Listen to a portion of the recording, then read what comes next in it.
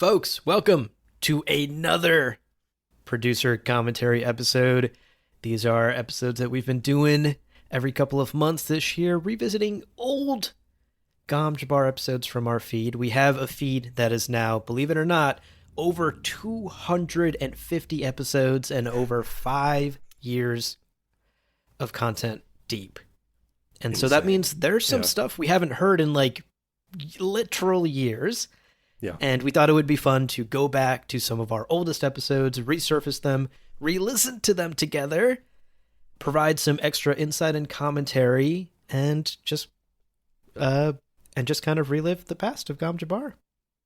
Indeed. And doing so makes our production schedule a little bit lighter, which is useful because we are still hard at work on a project called Stellar Science Fiction, which we are going to be launching next year. So if you want to know more about that, take a look at our Patreon. We have a tier where you can contribute, you can add your feedback. It's very cool. It's very exciting. It's very cool. That's right. Okay, so today's episode is going to be an interesting one. Frankly, I don't ever remember recording this. I have no idea what I may or may not have said on this episode. But I guess at some point, what's the date? Hold on. At some point in 2022, you and I did a 2-part episode on the road to Dune. Yeah. Which you are now holding up to the camera right now. Mm-hmm. And this is Brian Herbert's basically sort of, what would you call this? It's not like a biography of Frank Herbert. It's like a... waste of money? Wait, waste of space on a bookshelf. Money-grabbing attempt. Desire to line his pockets. Tell me when I hit it. One of those. Ding, ding, ding. One of those. So we covered this book, or at least covered the parts of it that were relevant to Gom Jabbar, to the creation of Dune, to Frank Herbert. And so today we are going to revisit this episode and take a listen to what we talked about all the way back in 2022. Today on the show, a review of Dune before its publication somehow applies to Gom Jabbar. Quote, slow spots, varying conversations, bursts of melodrama, end quote. What? Rude. Bursts? It's constant melodrama, okay? Couldn't be us. Different show. Different show. Welcome to Gom Jabbar, your guide to the iconic world of Dune. We'll be exploring the themes, philosophies, and characters found in the sandy depths of this vast universe, from Frank Herbert's groundbreaking novels to the adaptations on film and TV. My name's Abu. My name is Leo. And Leo, yes, we're talking books, but not the books. A different book about the book. I can't wait to launch a podcast about this episode. Yeah. We're talking about something completely different today, kind of. Yeah, it's still Dune. We promise it's still Dune. But promise. Today's episode is pretty meta, actually. Yeah. Because we're going to be talking about a book called The Road to Dune, which was published in 2005. Right. And this book actually features a history of Frank Herbert and Dune, how he came up with the story and the journey of getting Dune published and out there in the world. Yeah. It's a little bit off the beaten path, but we are excited to talk about maybe some of these lesser discussed elements of Dune. And initially, this was going to be just one episode. However... Silly us. It's like we don't know ourselves. It's like we haven't learned in 79 listenable episodes. This is going to be part 1 of 2, and we'll talk about why that ended up being the case just after housekeeping, so stay tuned for that. That's right. Okay, housekeeping. Yes. First up, spoiler warning. This episode will contain some light spoilers from both Dune and Dune Messiah. Right. So just to be extra safe, we recommend that you make sure you have read the first 2 books in the series. Right.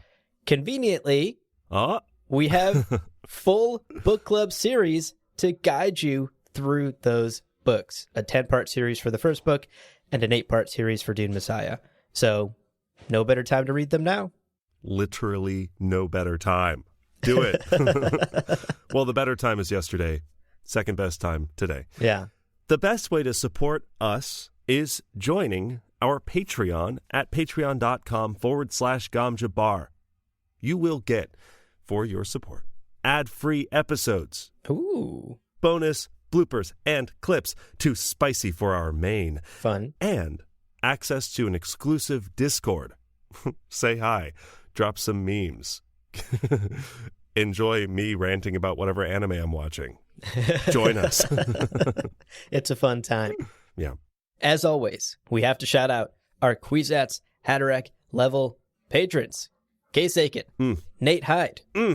Guys, Yeah. where's the meta book about your lives? How did you come to be Kwisatz Haderach level patrons of this podcast? We need the history. We need all your correspondence. Come on, Brian Herbert and Kevin J. Anderson. The road to Case Aiken and Nate Hyde. Get on it. Publish the next bestseller. Stop writing Dune books. Please. We also have brand new merchandise over at gamjabarshop.com. It's another great way to support the show and get yourself something kind of cool. We have a pint glass. We've got socks, Walk Without Rhythm socks. You can avoid Shai Halud. They're so cute. Yeah. My favorite new thing is the Conley sticker that you designed, Leo. It's so I'm going to slap that on everything. It's Supreme, but Conley. So you can challenge anyway. It was a dumb concept, but I was up late. I love it. I love it. In any case, if you like Dune, there could be something there for you. Check it out. We super appreciate it. For sure. And hey, let us know what you think of today's episode. gamjabarpodcast@gmail.com is the best way to send us your feedback, to share your own thoughts, or just to say hello. gamjabarpodcast@gmail.com, folks. Yep. We love to get your messages. Well, with housekeeping out of the way, let's talk about why this episode. Basically, even as obsessed with Dune as we clearly are, the road to Dune really only landed on our radar maybe 2 years ago. And still, as I've been talking to people, there are plenty of people who say, I haven't heard of that, or I don't know what that is. And we get questions about things that are literally addressed directly in the book. Yeah. So clearly it's something that we've been kind of wanting to talk about, and I think would be fun to talk about, mostly because of the fact that it's maybe not as well known. For sure. I just had a coworker last week who's reading Dune text me and ask how Frank came up with the idea for Dune. Yeah. And I was like, Emily, my girl, just you wait. We're working on a script. We'll explain it in more detail than you could have ever imagined. I was going to say, you didn't leave her on read for a week and a half. You're like, she'll figure it out. Yeah. So this episode in particular is dedicated to Emily. Oh, hope she hey, listens. Emily. Surprise dedication. Hi. As a warning, though, Right. if you do pick up Road to Dune, a reminder that it is written by Brian Herbert and Kevin J. Anderson, and a bulk of the book isn't necessarily these letters and the history of Frank creating Dune. Right. A lot of the book is actually short stories that Brian and Kevin have written that are sort of Dune related. Yeah. So what we're going to be talking about today is actually just a small portion of the book. And if you do pick up Road to Dune thinking there's a lot more history there, a lot of the book is actually just Brian and Kevin side story stuff. So just a warning in case you're eyeing the book and ready to buy it right now. Right. I kind of measured it out. It's 70% of the book is Brian Herbert stories and things like that. Yeah. Really only about 30% of the book is what we are going to be focusing on. We wanted to make that 30% more accessible to people who are really interested in Frank's books specifically. It's a big book. Yes. Yeah. There's a lot of ground to cover, and there was sort of a natural way to break up the conversation. So in today's episode, in part 1, we're going to be focusing on what the Road to Dune tells us about Frank's writing of Dune, his inspiration for it, his conversations back and forth with his agent and publishing companies, and some of the insight that we get from these, honestly, really incredible letters that are just verbatim copied into this book. Yeah. And I think they give us a peek inside Frank's mind and also inside sort of the larger science fiction publishing industry at the time. Yeah. It's really interesting. It's cool to see Frank say, this is how I wrote it. Yeah. People go, I wonder what he was thinking about. Frank's like, here's what I was thinking about when I wrote Dune. Right. Yeah. Yeah. It's cool. Now, part 2 is going to cover unpublished and deleted scenes and chapters from Dune and Dune Messiah. Hello. Yeah, so a lot of these, as we'll talk about today, a lot of these were cut due to length. Really, literally just Dune was too long. And so while some of them are certainly changes and certainly like not really applicable to the characters that we now know, some of them as just cut content that is still compatible with the rest of Frank's universe could be seen as kind of soft canon. Yeah. And could be seen as sort of the way Frank is thinking about these characters and maybe just didn't have the space and time to explain it or decided it wasn't as important, but that it is still true, right? Very cool. Working on that script right now, there's a lot of really neat stuff. And stuff that I'm glad is not in Dune, frankly. Yeah. Yeah, totally. Yeah. That's the process for any piece of art, you know? Yeah. Stuff gets cut. Yeah, for sure. There are literal hundreds of hours of audio for this podcast no one will ever hear because it's been cut because some of it was bad and others of it was just too long, you know? Yeah. I really identify with Frank here writing Dune. I get it. 100%. Like, I remember some of the most formative lessons I learned getting my art degree. How's that working out for me? Oh. Is a lot of the creative process is editing and removing. And you're right. Yeah. We have like 3-hour recordings that became our 10-minute episodes. Like, Yeah. It's nuts. Right. Use your imagination, folks. What could we possibly be saying? It's all dick jokes. It's just all sex It's jokes. only dick jokes. And now for 2 hours of sex jokes. Alrighty. With the housekeeping out of the way, we have set the stage. We've teased what's to come in part 1 and part 2. Right. Let's now take a short break.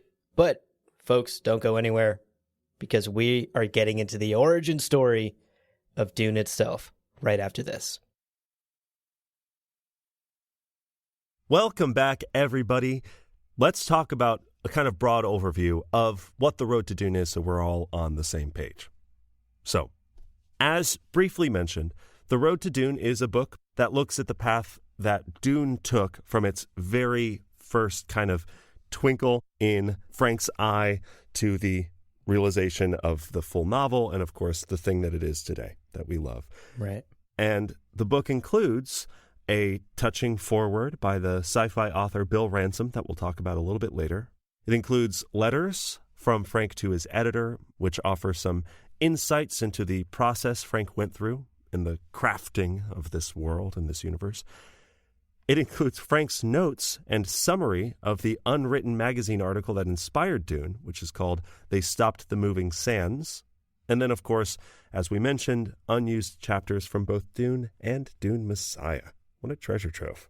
Pretty good. Yeah. Wow. What an incredible record as far as like Dune history is concerned to have these like primary source letters here in writing. Very cool. What a great 30% of the book. Yeah, truly. What a great, solid 30% of the book. The other 70% of the book, as we mentioned earlier, is like alternate version, short story Dune stuff written by Brian and Kevin. Right. Again, we're not going to touch on that today, but maybe someday in the future, if y'all really want us to. Indeed. So let's set out on this road to Dune and talk about not Dune for a second. Let's actually go to Florence, Oregon, if that's okay with everybody. Oh, love it. Not exactly Florence, Italy, but it tries, you know. I mean, second best in the world, probably. The second best Florence ever. I am going to pause right here. Sure. I just want to note that we are 12 minutes into the episode and have only just now begun talking about the road to Dune. I was feeling some of the like too much setup, too much like here's what we're going to talk about and we're not going to talk about it yet. We're just teasing it. And I'm glad over the years we have learned to tighten up our openings and kind of just like get in there in 5 minutes or less, you know? Yeah, I'm kind of blown away because I know that like I had this book, The Road to Dune, and I remember it may have even been me that pitched the episode, and we were talking about how we were going to discuss it, and we held up these like, can you believe it? These are actual letters between Frank and his publisher. My God. And this is years before I go to the Fullerton archives and I see Frank's own handwriting, and I see a bunch of stuff that's not in the book and a bunch of stuff that for whatever reason didn't make the cut, but is also very interesting. And it's something that we've said before, but I'll say it again. I wish that I could like live a whole lifetime and become a real subject matter expert on all of this, forward and backward, and then begin the podcast. Because I'm listening to myself now going, what a naive young idiot who's so excited for this little crumb when there's a whole cake in Fullerton, waiting for you. That's right. It's fascinating. So I'm excited to hear that portion of this episode with that new lens in mind of like, which letters have we seen? We also did our Conversations with Frank episodes since this, where again, we were like looking at interviews and letters that were not accessible for us when we recorded this episode. So very interesting. I think you nailed it. That's the naivete is exactly how I feel. I feel like I'm listening to like a kid version of myself on this episode. Yeah. And for me, I think where the distinction is, there's a point in our Gamjabar career in the last couple of years, I would say, where we've sort of shifted gears into more scholarly analysis of Dune. Mm-hmm. And I think here in 2022, when we're talking about Road to Dune, we're still covering the early books. We're still fans. We're covering it as fans of the material rather than like scholars of the material. And I think that distinction is where I kind of feel like in the context of me as someone who talks about Dune every week, there's the kid version of me who was just the fan that started the podcast. And now there's like the adult version of me that like knows a lot and treats it like scholarly work. Yeah. Even our like lore disclaimer of being like, this was in Frank's head, so maybe it's kind of canon is like not at all the attitude we have now, where it's like, if it wasn't in the book that published while he was alive, it's not canon. I think some of those hard and fast lines come from more of like a journalistic background, and the idea of like, no, we have to be able to fact check everything we say versus the bright-eyed, bushy-tailed excitement around this fandom that we're such a part of. Right. It also reminds me of many of the other Dune podcasts. Again, no hate or criticism really, but just the kind of like fast and loose treatment, and that juxtaposed against our really like intense desire to like be accurate in all things that maybe didn't exist as much 3 years ago, 4 years ago. Yeah, totally. Or it's just a skill that we have honed over the years, our ability to fact check ourselves and be more scholarly and analytical has evolved. We've sharpened those tools in our toolkit over the years. So anyway, let's continue listening to Baby Abu and Baby Leo, who don't know what they're doing. They're just little babies. So adorable. So dumb. That I've heard of, at least. That I've heard of. Back in 1957, I almost said BG. Holy shit. Before Wait, Guild. some mental math here. That's like 26-something thousand years before Guild, right? Yeah. Oh my gosh. Clearly, something is broken in my brain. Side note, almost called Earth Terra to someone the other day. Oh my God. Dune is breaking us as people, and I love it. Back in actual real world time, 1957, about 2 years before Frank formally started working on Dune, or at least started the research for it, Frank Herbert caught wind of this research project by the U.S. Department of Agriculture.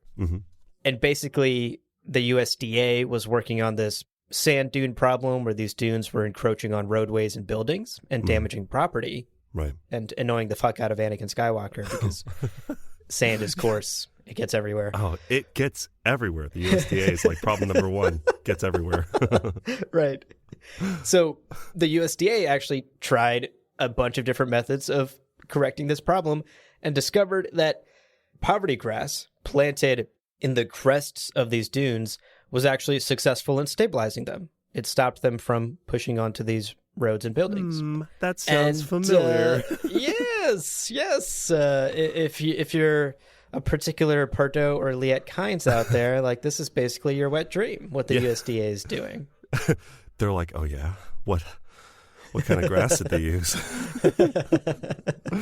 Are they have good roots? Tell me about the roots. How far apart did you plant them? 3 feet? Asking for a friend. I'm the friend. It's me.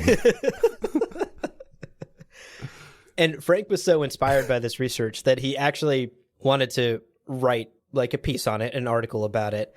And he detailed this article to his agent, Lurton Blasingame, outlining this research that the USDA is doing and basically wanting to write a piece on it. Right. And Lurton's response was lukewarm at best. Yeah. So basically, after talking about the USDA project, kind of catching Lurton up on what's going on in Florence, Oregon, Frank ends his letter in this way. This is Frank's words. Quote, "They tried more than 11,000 different types of grass before hitting on this one, and they were working against time because of the sand invasion along this stretch of coast. It makes an exciting story with a very nice conservation twist and some excellent human angles. Let's see if somebody wants it." End quote. And I did want to point out here, throughout this section, although Frank and Lurton are talking about this article, right? They stopped the moving sands. Keep in mind that this is Dune in alpha. Yeah. Like this is the seed that would grow into Dune. And a lot of Lurton's feedback, this lukewarm feedback, is clearly conceptual feedback for what would become Dune. Yeah. And I think a lot of this, like figuring out Dune in its alpha build, like how do you tell an ecological drama story without getting caught up in the weeds, so to speak? Right. But also for real, like how do you, Frank is clearly like, look at all the grass they tried. And Lurton's like, cool. Tell me about the people though. Like, right. Yeah, exactly. And Lurton's feedback was very much along those lines. Like in one letter, he writes to Frank and tells him that the story currently feels a bit limited. Like, can he expand on the premise? Like, is it just about these dunes and this grass? Is there more to be said here? Right. And then in a second letter to Frank, Lurton actually gets a little more pointed with his feedback and starts talking like, what's the marketability of this idea? Like, is this a feature article that's a magazine would want? Is this something else? And he pushes back on some of Frank's focuses on the scientific details of the project. Right. And is basically saying like, yes, geeking out about the science is fun, but like, what's the story here? What's the thing that I can emotionally care about? Right. And he was basically sort of pushing Frank to find the human story here. Right. What about this USDA project affected human lives and impacted people at scale? And again, we bring these things up because you can start to see where all the seeds are getting planted for what will eventually become the story of Dune. Right. Everything we're saying here, all of this feedback that Lurton is giving to Frank could very much apply to the story of Dune itself and not an article about a USDA research project. Right. Yeah, I was asked recently what makes Dune different from a lot of sci-fi, and I think part of its lack of focus on technology, and yes, we can point at like the Butlerian jihad in universe for like why there aren't computers and robots and things like that. But even just like a lot of sci-fi and fantasy books can fall into that trap of focusing so intently on the technology or about the magic system or about the like, I don't know, the universe and the lore. You're like, oh, look at all this history I wrote. Yeah. It forgets to tell you about like the people and what the people want and what the people are trying to get.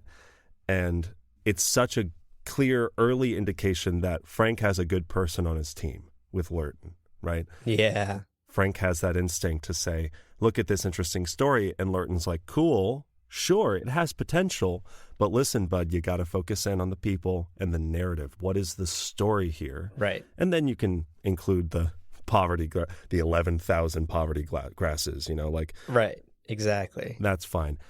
And in the end, the article, They Stopped the Moving Sands, was never finished. It never ended up being written or published. But in the 2 years following, Frank did take maybe some of those initial ideas and come up with a basically short adventure novel concept, which he titled Spice Planet. Sure. Now, the outline to Spice Planet is as far as it got. Didn't get past the kind of initial outline stage. And it was pretty limited in scope as a story. And all of this, by the way, I haven't seen the outline. They don't include the outline here. One of the things that Brian and Kevin included in this book is they used the outline to write an alternate version of Dune, which, fellas, no one asked for, but thanks. Right. Just publish the outline, Just bro. show us the outline. I don't know. We have Dune. Yeah. We don't need your version of Dune. Anyway. Yeah.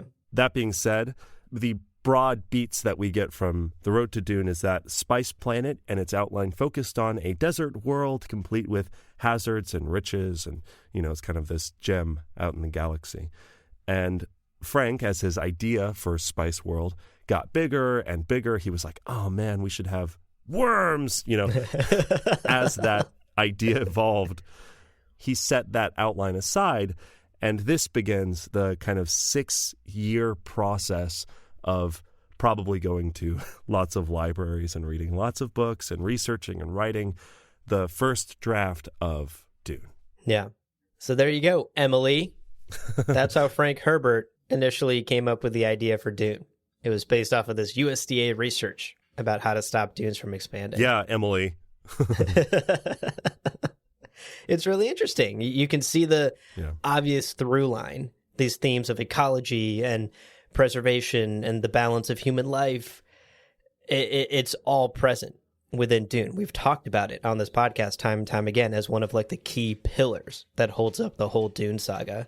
Right. And it's really fun to learn where that came from. Yeah. And how this research found its way into one of the best sci-fi books of all time.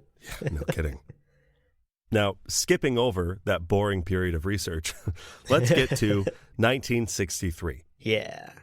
We begin to get the Letters of Dune, which is this collection of letters between Frank and Lurton, Blassingame, leading up to the book we all know and love. And, oh boy, these letters are fascinating. And they really, to me, highlighted how complicated and there's almost like a cookie cutter that was expected of books. Yeah. And the idea of doing something different than that. And that's probably true for every era of publishing within a genre. But especially knowing what Dune would become, it's so interesting to see that initial feedback. Let's start with the first letter we get from Lurton. Yes. Yeah. So this first letter that we get in the book is Lurton's response to reading a very early draft of Dune, somewhere in 1963. Again, this is still 2 full years before it would be published. Right. And Lurton is effusive. He's like, okay, so, parts of it are maybe a bit too slow for some readers, but the characters are good. The story is great. Mm-hmm. And he finishes off his letter by basically wrapping up and saying that the book will be heralded. This is a very exciting first draft, and he can't wait to read the rest of it. Yeah. Which is that's the response you want when you send your agent or your friend or your mom an early draft of your new book. Yeah. It bodes well for what's to come. Especially because we've seen Lurton is a discerning dude. He's someone to say, this has limited appeal, this is whatever. Yeah. For him to be this, a little too slow for some readers. Still true. Still true, Lurton. But right. You're right. This is great feedback for a first draft. Amazing. Now, later that month, we have a letter from Frank, and he basically explains that the scientific specifics, such as specific tools, aren't really the focus, other than the still suits he kind of, as an aside, mentions. And that the story will approach science fiction differently he says, which I take as like presumably from other popular science fiction at the time. Mm-hmm. Clearly taking the note from They Stop the Moving Sands. He's like, but I'm not going to focus on the grass, okay? Yeah. Martin, Jesus. It's about the people. It's about the story or whatever. Now, he included 70 pages of Dune with that letter, and then he kind of promises to deliver the next week another 70 pages. And I had to like put myself in Lurton's shoes. Like, imagine you've read Dune up through like Paul and Jessica escaping the palace. They've gotten out of the ornithopter. Now they're in the desert. And then Frank's like, I'll send you more pages next week. It's like, yeah, fuck. I want to read now. That's so like, to be on that cutting edge would be so fun. Also, shockingly similar to our book club structure. I was going to say 70 pages at a time every week. It's ambitious. We try to keep it to 50, Frank. All right? Take notes. Take notes, buddy. Take notes, bud. There are then a couple more letters from Lurton that express some... Pause there for a second. I think something that is worth talking about, and I think this is why I'm excited about stellar science fiction next year and talking about science fiction more broadly, is Dune happened at this age where astounding stories and astounding science fiction was like intentionally trying to shift the genre of sci-fi away from focusing on technology. And with that in mind, that feedback of don't focus on the still suits, don't focus on the species of grass, because that's like explaining how the laser guns works was much more the common thing that you were doing in that genre. And the thing that really made it stand out and the thing that shifted the compass, shifted the paradigm of science fiction as a genre was the focus on humanity and the focus on politics and the focus on philosophy. And a lot of authors were doing that in this era, in that age. So it's interesting, again, the angle of the conversation that I was not prepared to have when we first recorded this episode. But now that I've looked more at like John Campbell Jr.'s editorial instincts and the other books, the Asimovs, the, who's Null A, Van Vogt, right? These other authors who were really digging deep and kind of giving some interesting things that weren't your sort of stereotypical sci-fi. It's all very interesting, and then we didn't really include it, or not, at least not yet, in this conversation. Yeah, I have also been dipping my toes into Stanislaw Lem, who is a Polish writer, very well known for his science fiction stories, his early science fiction stories around this era. And what's interesting is I recently picked up a short story collection of some like published and unpublished writings from Lem's life. And in the intro to that short story collection, it talks about how he was quite critical of US science fiction writers for this very reason that you're saying, Leo. Like, he was like, they aren't writing about like people and societies and the human condition. Like, a lot of Lem's writing, from what I have come across so far, is like deeply like weird and philosophical, and he often dives into like literary criticism, and his sci-fi is like out there in a sense, and kind of pushes the boundaries of what at that time in the 50s and 60s sci-fi would have been like. And I think it was this new wave of writers that came in. You know, you have your Asimovs, your Frank Herberts, that came in and also showed the US that this type of writing was possible, that there was like deep literature available in the science fiction genre, and not just your pop, and not just your like sort of popular sci-fi that had existed in the West at that time. And it's funny to see that the rest of the world was not necessarily in the same place. Over in Poland, Stanislaw Lem was like a decade ahead of everyone in the US when it came to sci-fi writing. So I'm excited to keep reading Lem, and I'm excited for our stellar sci-fi project for the same reason. Like, I'm really interested in digging into this era of science fiction when it feels like a lot of things changed and the genre itself matured. But of course, like back in 2022, when we're talking about Road to Dune, I don't think either of us had that extra context in mind. We just had what was in the Road to Dune book. No, absolutely. And I think this is also like we are now in a very globalized literary community where when someone releases a book like Three Body Problem, it's published in multiple languages all at once. And there is a sort of like global status of sci-fi as a genre. Now, there are like, of course, subgenres because there are so many writers all over the place. But in the 20th century, it does seem like sci-fi as a genre was like very much contained to language centers. And I have friends who work as like doctoral students in translating Polish and Ukrainian and Slavic languages. And they're like fucking banger sci-fi stories that are all about like, politics and, the human condition and what makes, and that were written in like 1920 that just no one's read because they're in Ukrainian. And it's like, holy shit. So I am very excited by that idea because also now that we all have kind of collided into one another and now, if a book is published today, it's probably going to be published in multiple languages. That's very cool. But I do think that there are still gems that have never been translated or were translated. Like I've never heard of Stanislav Lem, but I'm excited to look into him. And I'm like, if we didn't have this fucking conversation, maybe I wouldn't know anything about Polish sci-fi, but maybe after today, I'll have a better idea. So that's very cool. I like that feeling a lot. And, same.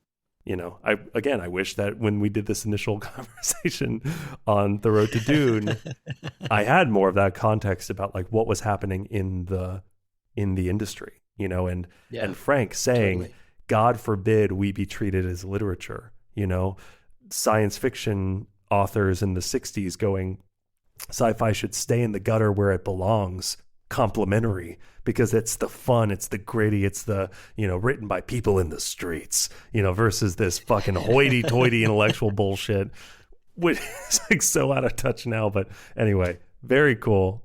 It's just fun. It's fun to look back and I guess we'll continue. And Dune, Frank and Dune were a big part of that movement. At least here in the US, a big part of that shift into the new age of sci-fi. I mean, if nothing else, very popular. Like, I can't speak to the quality of Frank's work compared to the quality of people I haven't read, but like, considering multiple film adaptations and a legacy and now podcasts talking all about Dune, he did something right. Yeah, true. Okay, let's keep listening to Road to Dune here.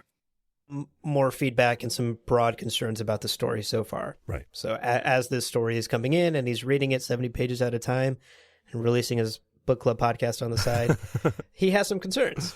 Yeah. First up, this is long. This book is shaping up to be fucking enormous. Yeah. And that's a problem because in the industry at the time, it would be really hard to sell such a long serial. Right. Because the book wasn't published in one collective volume until later.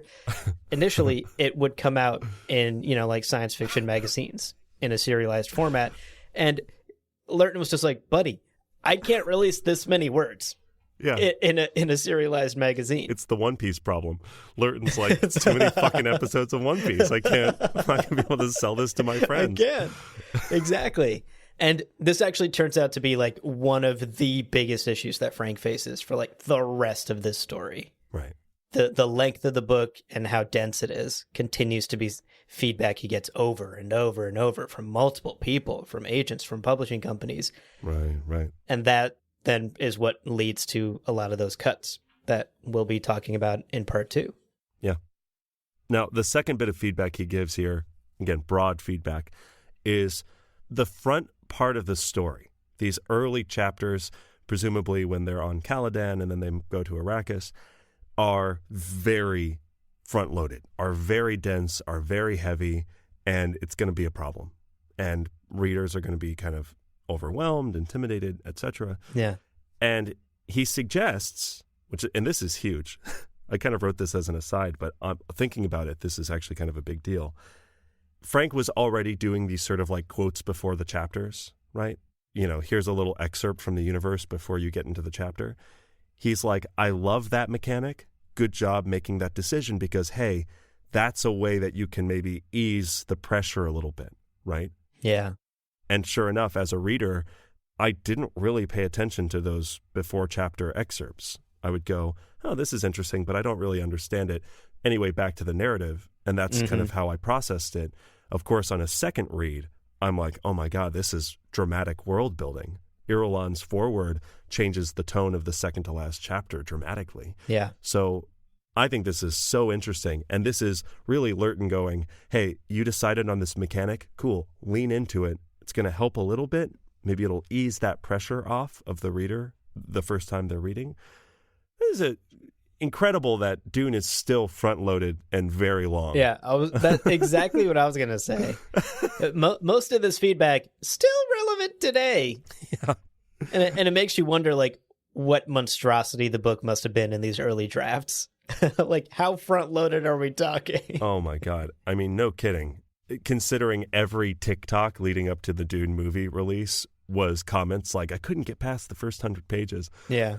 I'm like, oh, you sweet summer children. If you had been there with Lurton. Right. For real. I mean, look, I, for one, am officially demanding the Herbert cut of the book be released. Herbert cut. It's in black and white. Hashtag, it's in black and white. The ratio of the book is weird. It's in 4:3 for some reason. Square book. But I would love to read it. I would read all 1,500 pages of that cut. I'm going to pause there. It's been many years, but for folks who are not getting that joke, I believe we're making fun of the Snyder cut of Justice League. That's so funny. Not to toot our own horns, but the idea of this square book in black and white is so fucking funny. All books are black and white. Oh man, we're funny. I'm glad when I can make myself laugh from the past. Okay, wait. Actually, though, on that note, I've seen a lot of conversations around like people wanting to do podcasts, wanting to make content, wanting to be content creators, especially as the world burns and like job security is looser than ever. And I think that's why we do what we do and are able to do what we do is because we make the thing that we want to listen to and that like meets our standards and is funny, and we have a good time doing it because the reality 100%. Is if you do not have fun doing the thing, it's just never it's a losing battle. So it is. Right. It has to be sustainable. Your goals can't be, I don't know, elusive stuff that can slip through your fingers. Fame, money, right? People's like respect, attention, like It can't be any of that. Like I kind of think of it like if you're going to train for a marathon, you don't go out today, day one, and run 26 miles. Like that's not it. It's like you go out and run the sustainable little bit that you can to make sure you can do the same tomorrow and the day after that and the day after that. And then years go by and like that. And ultimately you have to have fun. The process itself has to be fun and the product will reflect that at the end. I was going to say the part of the marathon analogy that I like is it's not about crossing the finish line. Like that's a piece of it, but it is every mile of the marathon or the half marathon or whatever has to be something that you're in it for. This is also, I think, the most impactful part of the conversation that I hear around AI these days, because so many AI tools are being marketed as let's reduce the amount of time you spend doing X. Like, okay, hey, you're a YouTube content creator. Let's reduce the amount of time it takes for you to write a script. But so much of the joy that you should have as a YouTuber is the joy of writing scripts. And so, of course, as an artist, like I wouldn't want AI tools that reduce the amount of time it takes for me to make a watercolor painting, because the point isn't the painting. The point is the process. And the process is the thing that you just spend the time doing happily, because that's what it is. So, yeah, man, I think it is very satisfying to listen to our own shit and to laugh at it. I feel bad for my wife who married someone who goes, hey, come listen to this episode of me that I think is funny. I said a really funny thing. I said a funny thing. Let's celebrate me for a second. That's deeply exhausting, I'm sure. But, I mean, I think like I've been watching the Rafael Nadal documentary on Netflix, which is excellent, by the way. I have been crying so much watching this documentary. I've always been a Nadal fan. I love tennis. And I think what's really interesting about the mindset of, frankly, these freaks who are at the top of their game, like Federer, Djokovic, Nadal, that like crop of tennis players in that era, is that they're like obsessed with the training part of it. Like Nadal started playing tennis when he was 4. His uncle was his trainer and won his first Grand Slam when he was 18. So it was 14 years of practicing, getting better, training. His uncle like drilling him into the ground with this very intense training. And then like he would win this Grand Slam and would immediately be back on the training pitch the next day because he knew there was another Grand Slam to win in a couple of weeks or a couple of months. And that's the part. And it like cuts to interviews of Nadal talking, and he keeps talking about how like, yeah, I don't know, like the victories were fleeting. I liked winning. I've always liked winning. Winning feels good. Yeah. But I'm not a winner. I'm a competitor. Right. I like competing more. I like doing the grind more than I like the end result. And I think that is such an interesting mindset and something that really resonated with me. Is like I can find myself obsessing too much about the end result. Yeah. When I should just be really sitting in the grind and finding enjoyment in the process. Yeah. Because the end result will only be a reflection of the process. Or find the process that is that rewarding for you. You know, like I think for me, like I've competed as a singer, and you cannot control who else shows up as a singer. You know, you can't control which choirs show up. And so like there was one year where my choir was like 6th in the world. And then the next year we were like 10th in the world. And we weren't like worse, just better choirs showed up who didn't show up that first time. Yeah. And so it is like you cannot control, and as an artist, you cannot control the quality of every drawing. There's going to be some random chance. You're going to be distracted. You're not in your game. Your hand is cramping, whatever. Sure. You can't control the quality. But if you're doing it for the sake of how it feels to be doing it, then it doesn't really matter how the painting turns out. And they will turn out better and better the more time you spend painting, but you have to enjoy the painting and you have to enjoy the actual 100%. Process. So, yeah. 100%. Couldn't agree more. Okay, well, there's your motivational philosophy hour from Abu and Leo. Yeah. Back to the road to Dune. Yeah. Okay. Which character would be spiky? Which character would get the spiky redesign? Who gets spikier? Stilgar. Stilgar definitely gets spikier. Yeah, Spiky Stilgar. Spiky name. So moving forward in the timeline a little bit, around May of 1963, Lurton gets in contact with Analog magazine editor John W. Campbell Jr. And that's an important name. He's going to come back time and time again in this story. Yeah. Because he starts to play a significant role in the development of Dune over the next couple years. Yeah. From the first moment he saw Dune, John was interested. Yeah. Which, like, yeah, John, buddy, same. Relate. Same. Yeah. And thus this relationship was built as Dune was being written and developed between Frank Herbert and John Campbell and, of course, Agent Lurton. Right.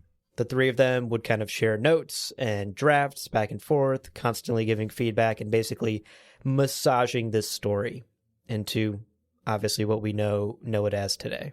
Right. Now, within a few days, apparently, which is crazy to me, John officially bought the story for its initial serialization.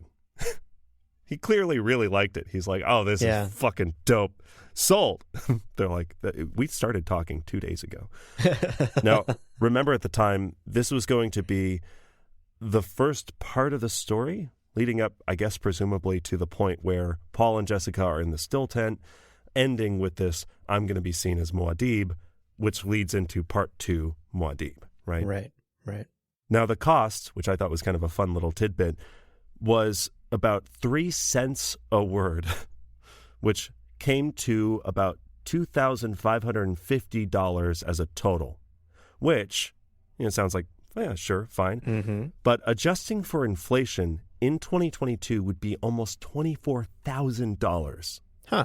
which is, I don't know. Is that good? Is that good? I was just gonna say it. I don't know anything about the publishing industry. Is that a good initial payment? I mean, I don't even know. I don't know. I guess it's not a full book, right? He's just writing part 1 of it right now. Yeah, and it's like a serial publication, so it's like, I don't know how many current analogs exist. Yeah. Print serial publications aren't really a thing. Yeah. It's kind of hard to say. It's interesting. If you're in the publishing industry or know a lot about it, commentbarpodcast@gmail.com. Totally. Please. Let us know. $24,000 for a serial publication of an original sci-fi story. Is that good? Yeah. Good, bad? Yes, no? Right. I mean, it could always be better is the answer, right? Yeah, true. Artists should always be making more money. So, Oh, 100%. Yeah. John Campbell, thank you, but also fuck you. Pay Frank You, more. man with the checkbook. Actually, I'm sorry, John. We still got to keep talking about you. And actually, you're mostly fine until we get to Messiah. Yeah, he's chill. He's chill. This is where John Campbell becomes pretty Oh, also, John Campbell actually may not be fine. I feel like I wanted to do a whole episode on him because he also held Asimov's hand as Asimov got published, and he also worked with Van Vogt. And I was like, oh my God, this guy's incredible. And then I saw some very high level criticisms of him that he might have been a crazy racist and kind of a terrible person. So adding that to our footnote about John Campbell Jr., don't know enough about him to say that he's a good person. Just wanted to put that out there. That's right. Pretty actively involved in Dune's development. And the book shares some of the correspondence back and forth between him and Frank. Yeah. There's a letter from June of 1963 where John, once again, expressing his love of the book. He's clearly enamored with the story. Right. But he's thinking ahead because, again, this is still part 1 of a larger story. There's more parts to come. Right. And he's struggling to figure out how parts 2 and 3 are going to come together and make sense. And to be clear, part 2 being Muad'Dib and part 3 being the Prophet, just to be clear, not like Messiah and Children of Dune. Still, yeah. Yeah, not sequel books, right. We're still within the first book. Right. Those separating story arcs. And the thing that John is hung up on is Paul's abilities, basically. He can't wrap his mind around prescience, which... Same. John, same. Yeah. Quote, if Dune is to be the first of 3 and you're planning on using Paul in the future ones, oh man, you've set yourself one hell of a problem. You might make the next one somewhat more plottable if you didn't give Paul quite so much of the super duper. End quote. I love John's voice. Yeah, his style of writing is really interesting. It's fun. He's got personality. I like it. Also, super duper is a word I wish more people said. I wish I had more of the super duper. Where do I buy it? Where do I inject it? Tell me. In iconic fashion, Frank responds to John's letter here with a 5-page defense of his position, of his decision to give Paul the super duper. Lurton's like, your 5-page response, a little slow in the beginning, difficult to get through. Definitely too long. This could have been a 1-pager. Frank, please. But no, look, Frank had to get into a lot of shit. Yeah. There's a lot of heavy discussion in this defense of things like, quote, the nature of metaphysics, time, and prescience, end quote. Yeah. Classic Frank. Also reminds me of trying to respond to our emails. Yes. It's like, okay, time to respond. Oh, I've written 3 pages. Oh, no. That's so true. That's so true. Luckily, John Campbell accepts this defense. He's like, okay, cool. I trust what you're doing here. Right. Quote, I'm not suggesting you drop Paul's time scan ability because I dislike it, but because I suspect it might make adequate plotting damn difficult. Your suggestions as to the limitations of the ability are sound. End quote. So Frank's 5-page defense totally worked. Yeah. John either read it or skimmed the first page and was like, I don't have time for this, whatever. He sounds like he knows what he's doing. Yeah. Either way, an interesting back and forth here that we get from Road to Dune. It's really cool to see these letters and this exchange between Frank and his agent and the publishing company. The relationship gives us a lot of insight into the person Frank was. Like, he was the kind of person to be like, here comes a 5-page fucking defense because I believe in this thing. Yeah. It's cool. It's also, I get from the tone of this and from the subsequent letters that John is team Frank at this point. Like, how do I help Frank get this story done? Yeah. And it's a fair point. Like, you give a character time reading abilities, how do you surprise that character now? And it does complicate the story immediately.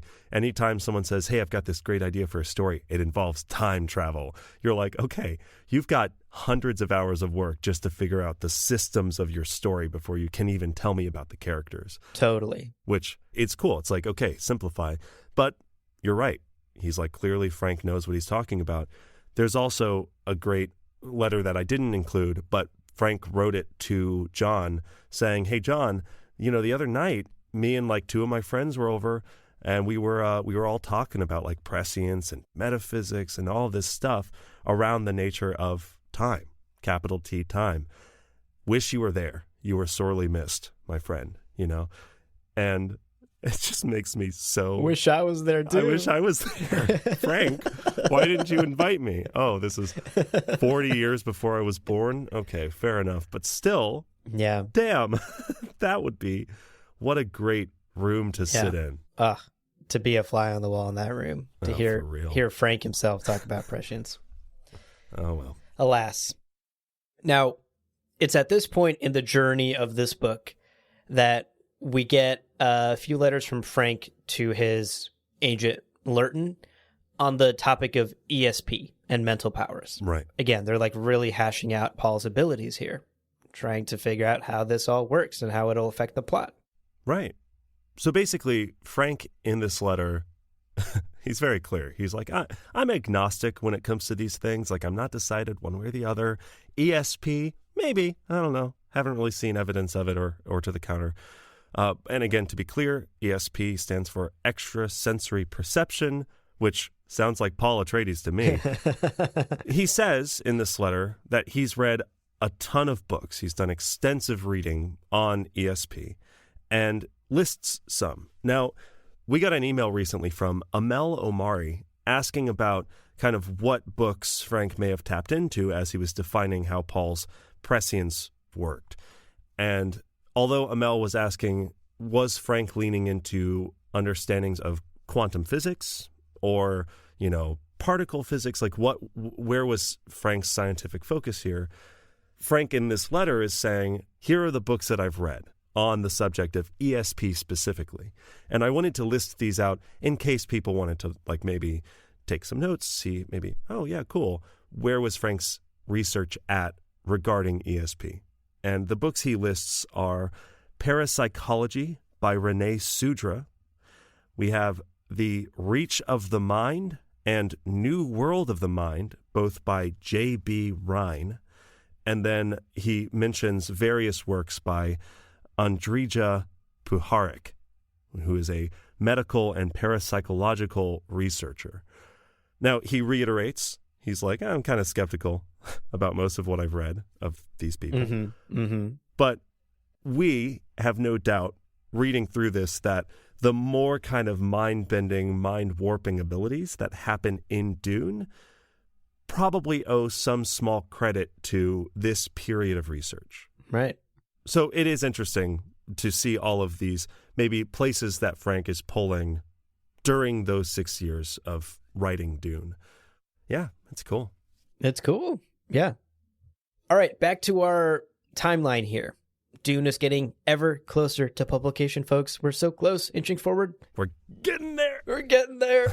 We learn at this point that analog editor John Campbell, who's now had a huge impact on the franchise, all of this correspondence back and forth, has helped mold this story. Right. He suggested one other change in particular, and this is mind-blowing. This is crazy. John's suggestion was, hey, Frank, what do you think about not killing Alia Atreides in this book. What? That's nuts. Oh my God. Yeah. That's right. Road to Dune tells us that, quote, in the first version of the manuscript, Paul's sister was killed, end quote. And John thought that, well, wait a second. It might actually be better to keep her alive and use her for future installments, which we know she becomes such a major character in sequel books. Yeah. John's effect here, like, resonates through so much of the Dune saga. It's wild. It is so interesting. We're going to talk about this later, but it's so interesting to see how collaborative Dune turned out to be. Like, it wasn't just this masterwork by one man. So many people had their hands in it. Right. I mean, even just speculating for a second, a lot of us had that feeling of like Paul's kid being killed off page, being very like sudden and a little weird. Part of me wants to say that like maybe this is where that comes from. Like Frank had written that a Sardaukar raid killed a child, and then it was originally like Paul's infant sister. But then with that adjustment, maybe Alia lived, and then it was Paul and Chani's kid. Like, I don't know. Yeah. That may be not giving Frank enough credit and being like, this is a slapdash, patch solution. But just as like a thought, because again, who knows? We're in a place, a little bit of speculation here. We're given some solid facts, but then the fun can be kind of playing with all of that. Totally. Yeah. I could imagine him hitting Command F on that chapter and replacing the word Alia with Leto too. Right. The other thing worth mentioning briefly, it's mentioned at this point in The Road to Dune that one of the reasons Frank decided to bring Duncan Idaho back in Messiah is because of his popularity among fans. Yeah. People are like, this character's fucking awesome. Frank's like, oh yeah? All right. Let's see. Hate is now Duncan Idaho. Which, again, is not probably how it happened. He probably did have kind of a broader plan.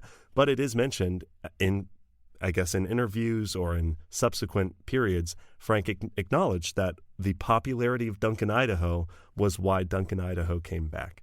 And yeah, I just think it's so fun to see what we know of as Dune, which can feel so solid at times and so concrete, is just a little change here and there from being something completely different. Right. One John Campbell letter away from a character living or dying. Yeah. Crazy to think about. One other thing we wanted to share quickly, actually, about the development of the story. There's this great excerpt about a very famous moment in the story that you and I both love. Yeah. We're told that in the boxes of Frank's notes and excerpts that were recovered, there was also a, quote, scrap of paper torn from a notepad on which Frank Herbert had written in pencil, "Damn the spice, save the men." Ugh. This, the defining moment in the character of Duke Leto Atreides, might well have been written when Frank Herbert switched on his bedside lamp and jotted it down just before drifting off to sleep. End quote. That's so cool. Oh, goosebumps. Yeah.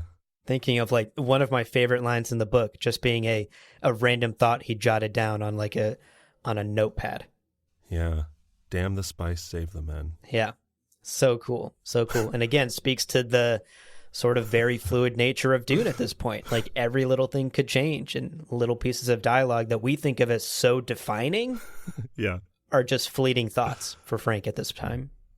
Also, cut to like 19 little scraps of paper with like beef swelling written on it and chair dogs. And Beverly's like, God, Frank, stop. Oh my gosh. Well, we're going to talk about the initial reception to Dune's initial publication in Analog Magazine right after a quick break. So stick around. We'll be right back. Welcome back, folks. Let's now talk about what happened when Dune was published and released to the wider world. At the start, Dune garnered quite a bit of positive attention. At the moment, it's still being released in this serialized format in Analog Magazine. And Frank and Agent Lurton actually had a ton of trouble getting Dune published at all. Right. We touched on this a little bit earlier, but the length continued to be an issue. Right. It was too much. It was too dense, too many words. Road to Dune actually explicitly talks about how a lot of science fiction novels at that time were like a very specific word count range. Yeah, it was like 60,000 words or something like that. Yeah, something like shockingly small. And Frank was submitting stuff that was like over 200,000 words. And they were like, buddy, you got to cut this down. It'll be a 12-hour movie. People will sit through it. That's a Jodorowsky joke. Orson Welles will star in it. I promise. Yeah. I have Dali. I have Salvador Dali. It will be great. Jodorowsky. Yeah. Here, Road to Dune actually shares some direct quotes from these publishing companies that Frank and Lurton were submitting Dune to in an attempt to get it published. Nobody can seem to get through the first 100 pages without being confused and Whoa! What the fuck? What in the production quality? One of us got bored and was like, I'm doing some sound design here. Let's go. That's got to have been your idea. Like, holy shit. Wow.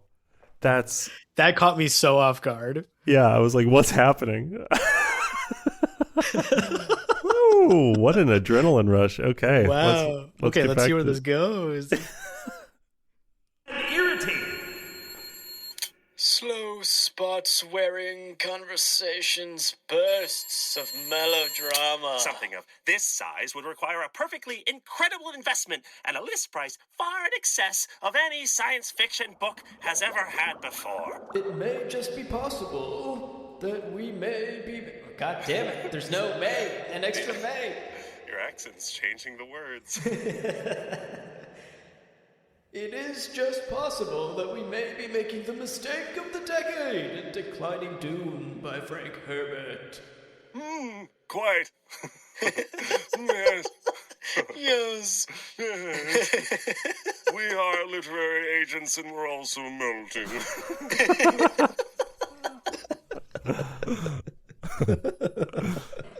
That silly bit aside, we wouldn't be here if somebody didn't... Wait, I'm gonna pause again. That was kind of unhinged. What the fuck? Wow.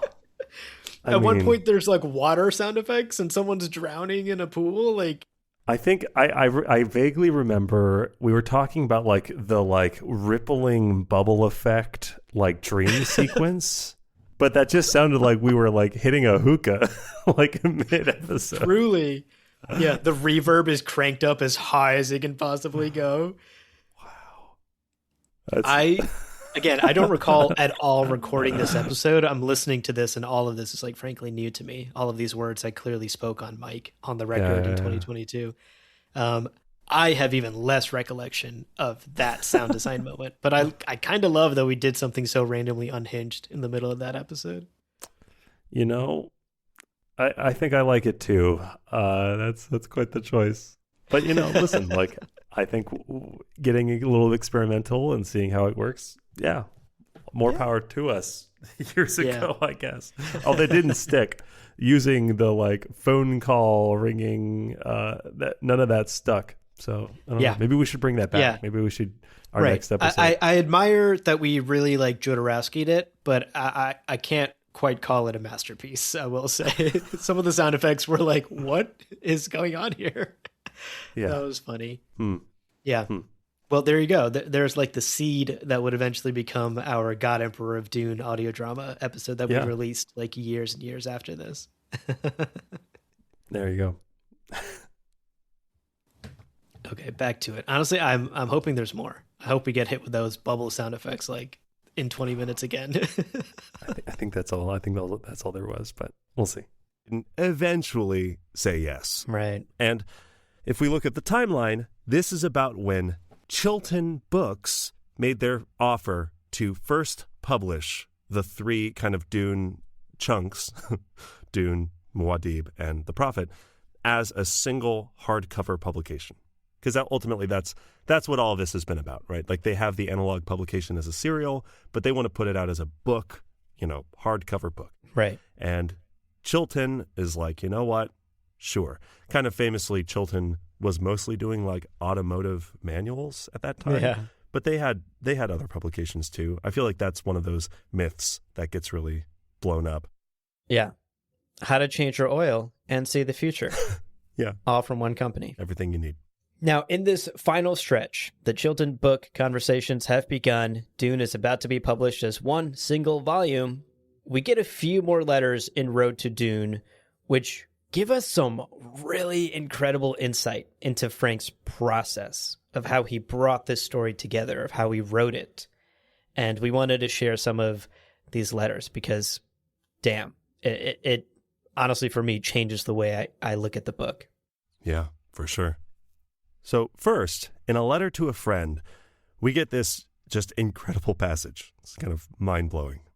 Quote, "Much of the prose in Dune started out as haiku and then was given minimal additional word padding to make it conform to normal English sentence structure. I often use a Jungian mandala in squaring off characters Oh my God. of a yarn against each other, assigning a dominant psychological role to each. The implications of color, position, word root, and prosodic suggestion all are taken into account when a scene has to have maximum impact, and what scene doesn't if a book is tightly written." End quote. Oh my God. Which, okay, let's break that down.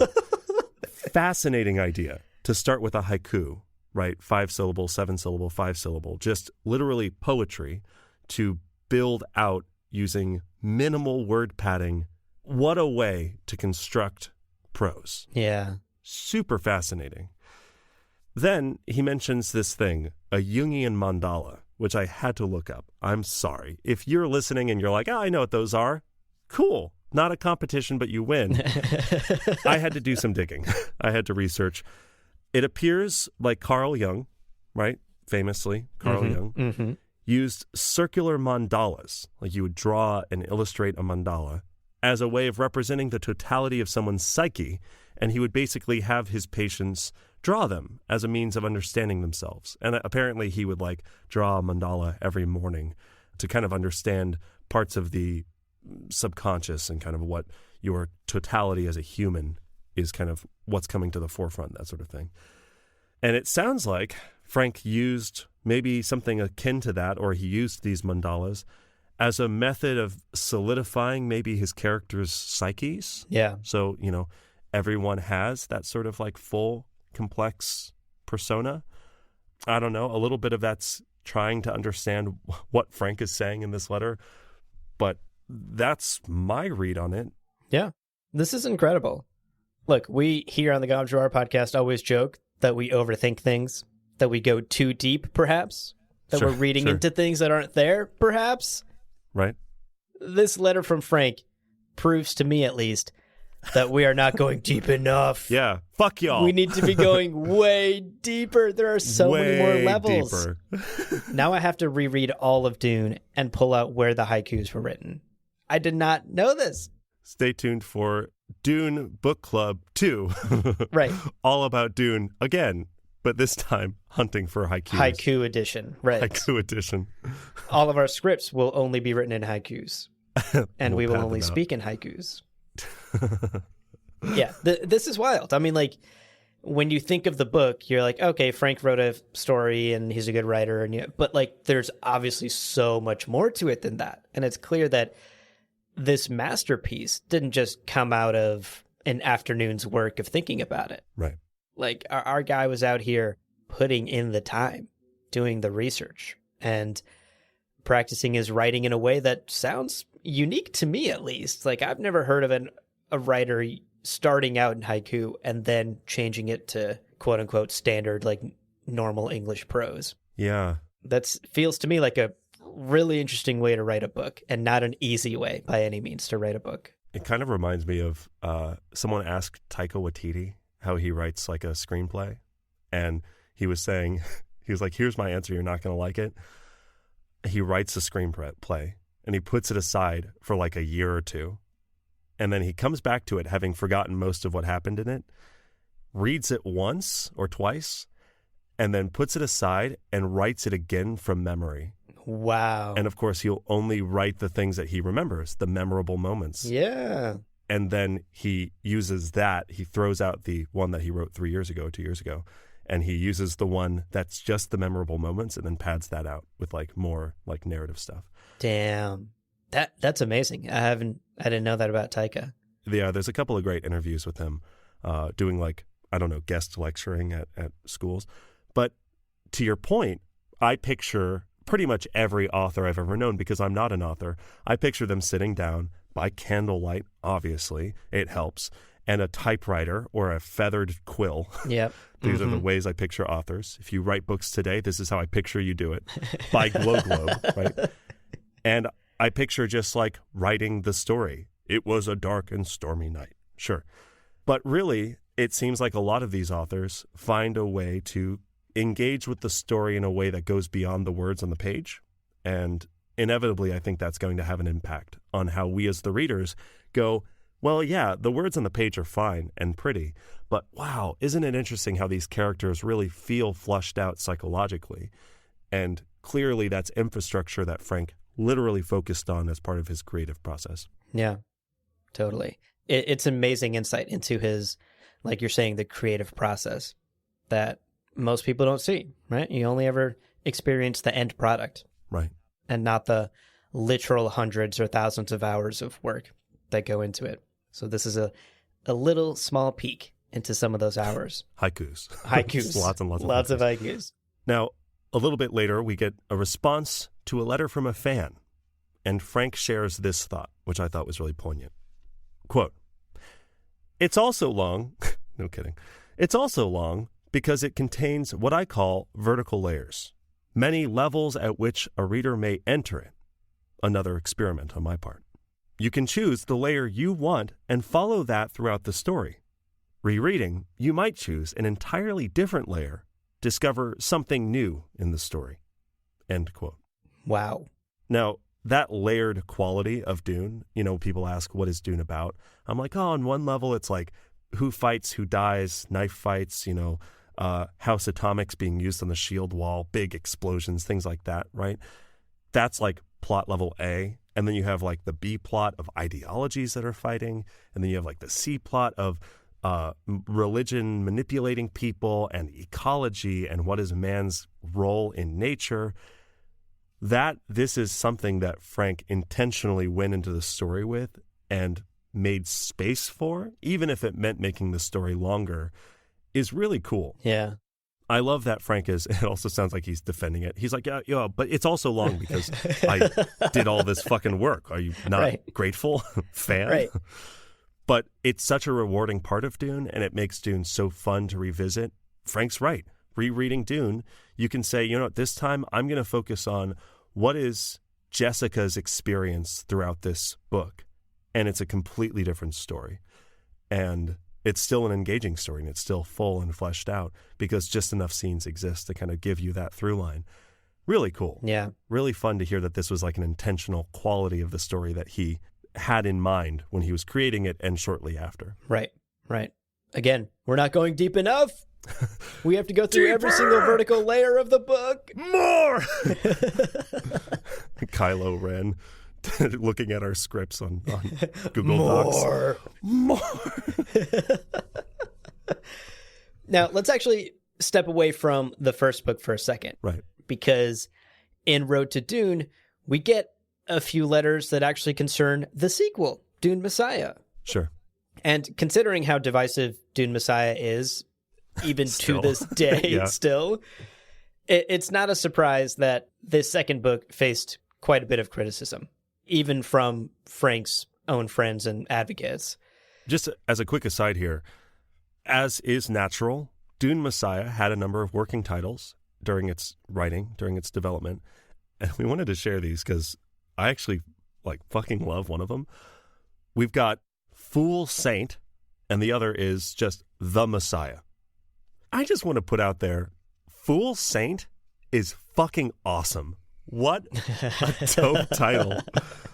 That juxtaposition of the sacred and then the pedestrian, the idea of a fool saint is so visceral, those two words paired, but it's so simple 2 syllables. It's punchy. I love it. I honestly love it.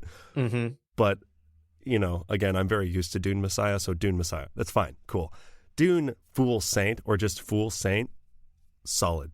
I would not be angry being in that timeline. In that alternate timeline, yeah. Not the darkest timeline, for No, sure. not at all.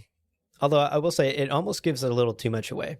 And I wonder if that's a reason that they didn't end up going with it, Kind of gives away like Stoneburner boy. Right. Paul is blind in this one. Like, tough title, Dune, Johnny dies. So I do like the minimalism of just Messiah, because who knows what that means. Agreed. Fool Saint kind of gives away like the trajectory of Paul's arc in that story. You're right. Also, I love that Messiah engages with the word. You might read it and go, oh, this is a positive thing, right? Like Dune, right. Oh, Messiah. Oh, he's a Messiah. Why is Messiah ever a bad thing? Yeah. Well, then you read Dune Messiah and you're like, oh, is that sarcasm? Is the title of the book like bleak and sarcastic? It seems like it. Yeah, totally. Now, actually, speaking of... So just a quick note, spot on that interpretation, because I think the same thing for Heretics of Dune, right? The same idea of like, well, a heretic is a bad thing, right? Yep. And then that book fully reframes heresy as when you were stuck in that dogmatic stagnation. It's the heretics that are the light out of it. And it's just fun. It's like, what a great, quick way to get to expectations and then to work against them or work with them, in your own way. Yeah. I still do like Alia dies in this one. So. I like Stoneburner Boy. It's pretty funny. Stoneburner Boy is so good. Oh, man. So funny. So far, good episode. I'm really enjoying it. Once we got through all the preamble and the setup, like once we were in the road to Dune, we've been going through it pretty sequentially, and I've been enjoying getting this like refresher on, like, this is a thing we've covered quite a bit, but it's always nice to go back and get a refresher on Frank and his relationship with Blasingham, and then meeting, who's the editor? God damn it. John Campbell Jr. John Campbell. And then meeting John Campbell and how much Campbell had an influence on Dune. Like, these are important stories in the history of Dune, and we've covered them at various times in various bits and pieces over the years on the podcast, but I think we're doing a good job sort of putting it all together in this episode. Yeah, I heard a little bit of the thing that I've done definitely when I've scripted an episode that I feel like is too dry, is too boring. It's like I'll put a lot more jokes in, but I will say that the funniest jokes so far in this episode are ones that I remember that were not in the script. So as always, the kind of spontaneous moments are always the funniest, but for sure for like this, for I think the Dune Tarot episode, for the Eye of the Storm, like collectible card game episode, generally it's like I sometimes see that tendency of myself as a scripter where I'm like, oh, this episode's going to be boring. Let's just like blast it with jokes and humor and hope that carries us through. And sometimes it works. Yeah. I think it's a balance. Sometimes I do think we have little bits in our script, because our scripts are pretty funny too, like sometimes there's like all caps something in the script, or like we throw in like a little jab here or there. And when it's natural, I think it still totally works, even if it's scripted and we're just reading it. So much of the like casualness and comedy of our episodes is like really about like timing and vibes. Yeah.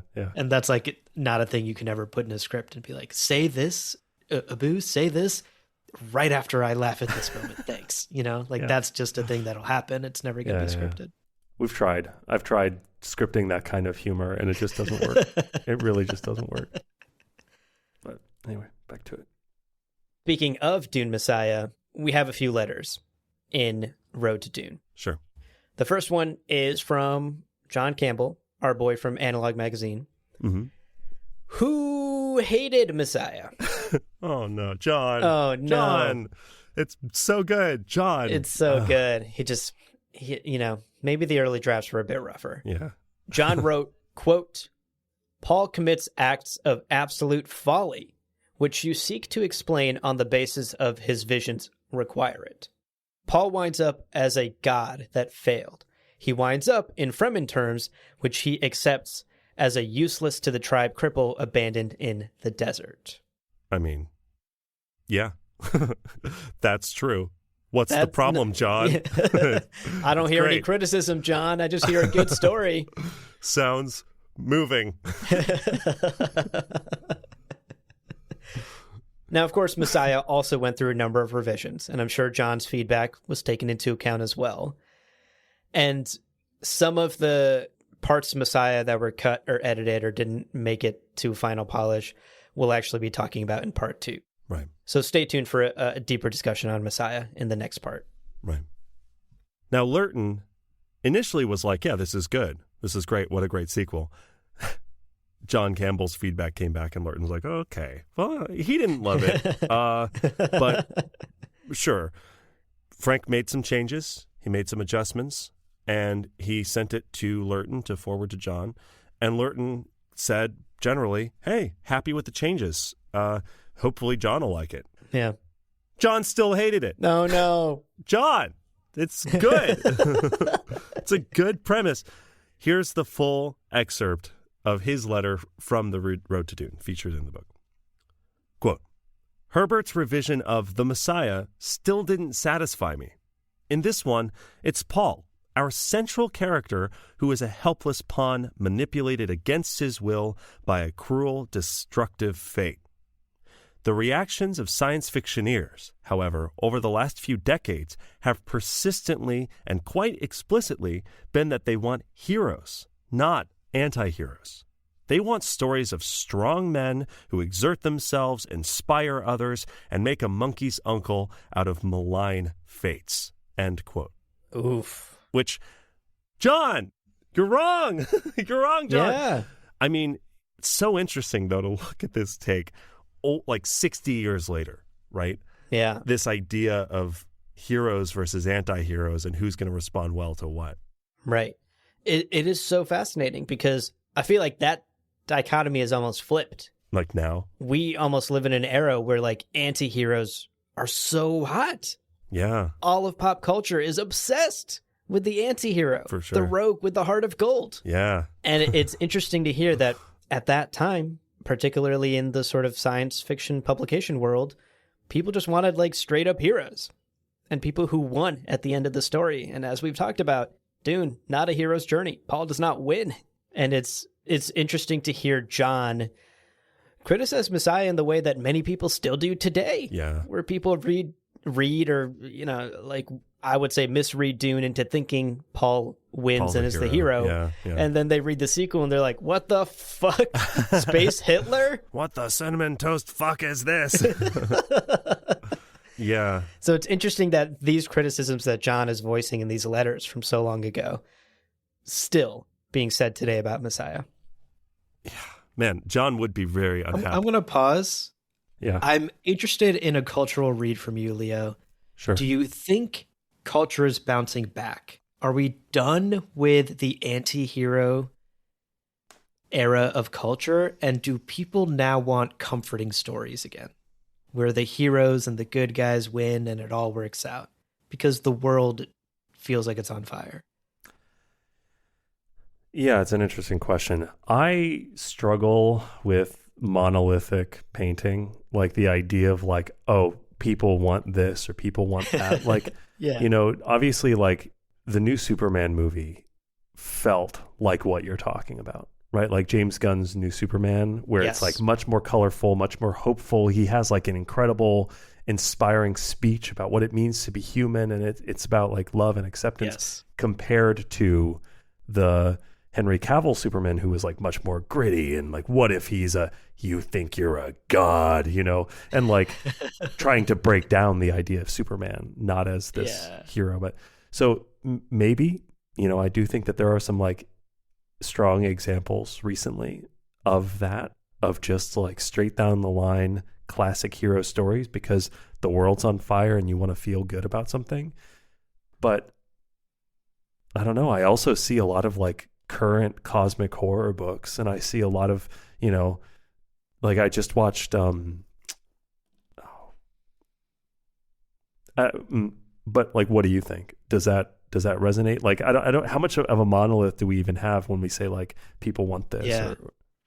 Yeah, true. I mean, like, because of the internet, like monoculture is sort of dead, you know, like if you want something, there's a corner of the internet that will serve you endless flavors of that thing, you know, like, so it is tough to have like sort of monoculture conversations like that. I do think we are done, at least in like sort of mass pop culture, right? Your biggest movies of the year, your biggest books of the year, that sort of thing. I do think we're done with the anti-hero. I think people are too cynical and skeptical now to look up to an anti-hero anymore, just because we have so many just evil stooges in our real lives. And it's like, none of these people are heroes. What the fuck? Yeah. So I think like that's no longer interesting. I also think we aren't necessarily looking for sunshine and rainbows and daisies and it all works out in the end. Because I think the same cynicism that makes the anti-hero no longer interesting also makes like it's all going to work out not very interesting, because it just doesn't feel real. It feels like a false promise. Yeah. So here's my sort of cultural take right now. Mm-hmm. And maybe this is recency bias because of the Odyssey. I think what we're looking for now in our heroes is the guilt-ridden hero. The hero that did wrong, saw that they did wrong, and then attempts to do something right, or attempts to course correct. That to me feels like something that people perhaps resonate with, right? Like humanity as a whole, society has made mistakes. It's time to recognize those mistakes and maybe course correct, maybe do right, maybe change our decisions in the future. Those feel like stories to me that feel of the moment. Yeah. I do see a lot of those sorts of things, like reframing, you know, again, not into clear anti-hero and not into these kind of clear broad brush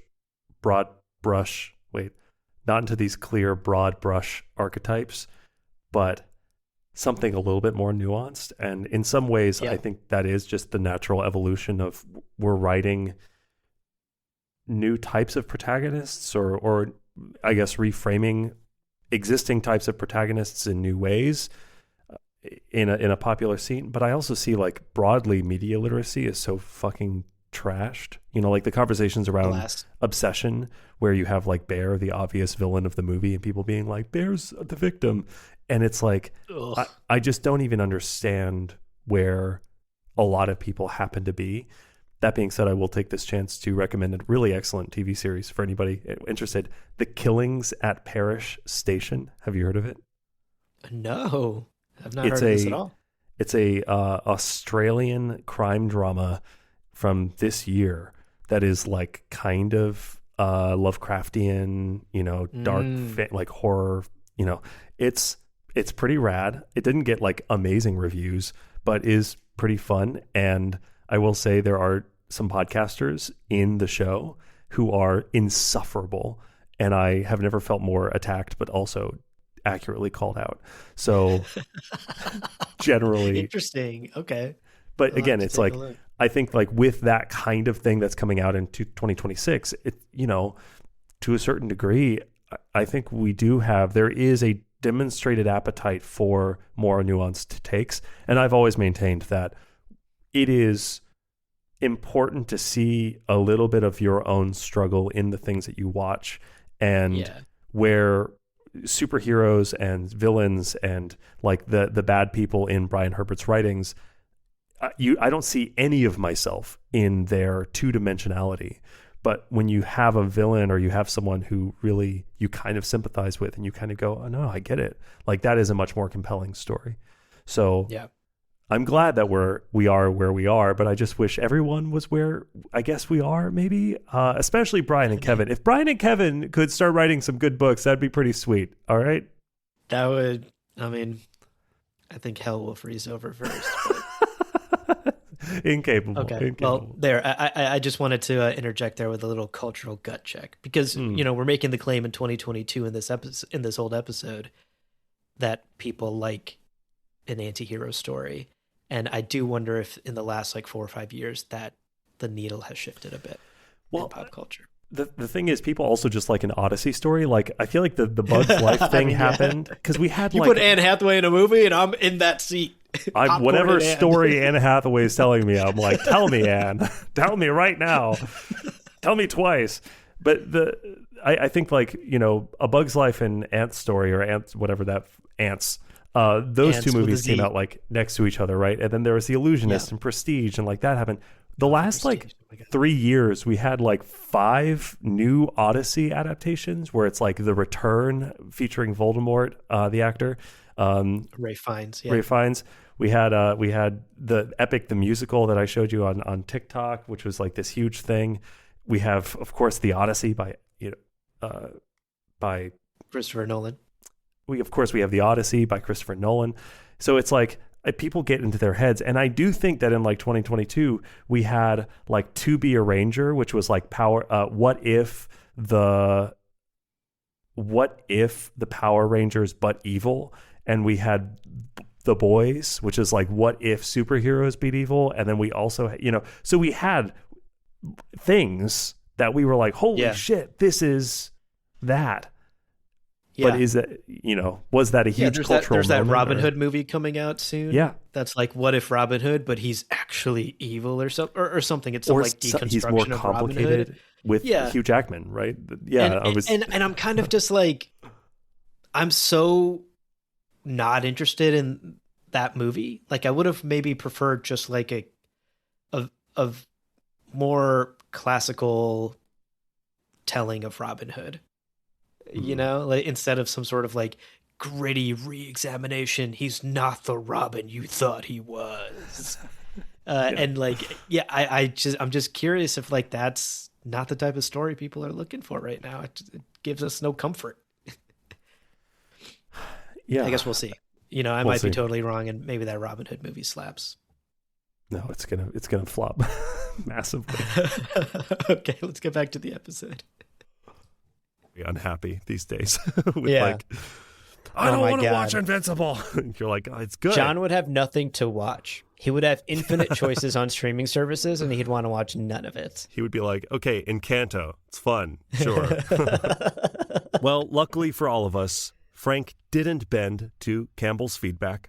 He let that be a thing that he just kind of ignored, I guess. And Messiah was picked up by Galaxy magazine for a 5-installment run. Then by G.P. Putnam's Sons in hardcover and in paperback by Berkeley Books. So there it is. It's sold for both serial publication and as a hardcover bound book. And a few short years later, the road to Dune was fully paved. Frank is the bee's knees. Everyone loves him. Indeed. Everyone's going, oh, what a great author, that Frank. And the rest is history. Yeah. Wow. What a journey. What a winding path, as we know all creative endeavors are. Yeah. But what a winding road to finally getting Dune and Dune Messiah published and out into the world. Yeah. So interesting to hear. The ups, the downs, the trials, the tribulations. Okay, a quick interjection there. We kind of revisit the origin story of Dune once you go to Fullerton, and we have our hands on directly our hands on some of these letters with Blassingame. And I think what's interesting is we also got our hands on like reviews from critics about Dune in those early years. And I think in this episode, we kind of imply Dune came out, instant bestseller. Frank is rich. He's off to the races. A legend is born. The reality is, as always, a little bit more nuanced. I think it actually took a little bit for Dune to really hit.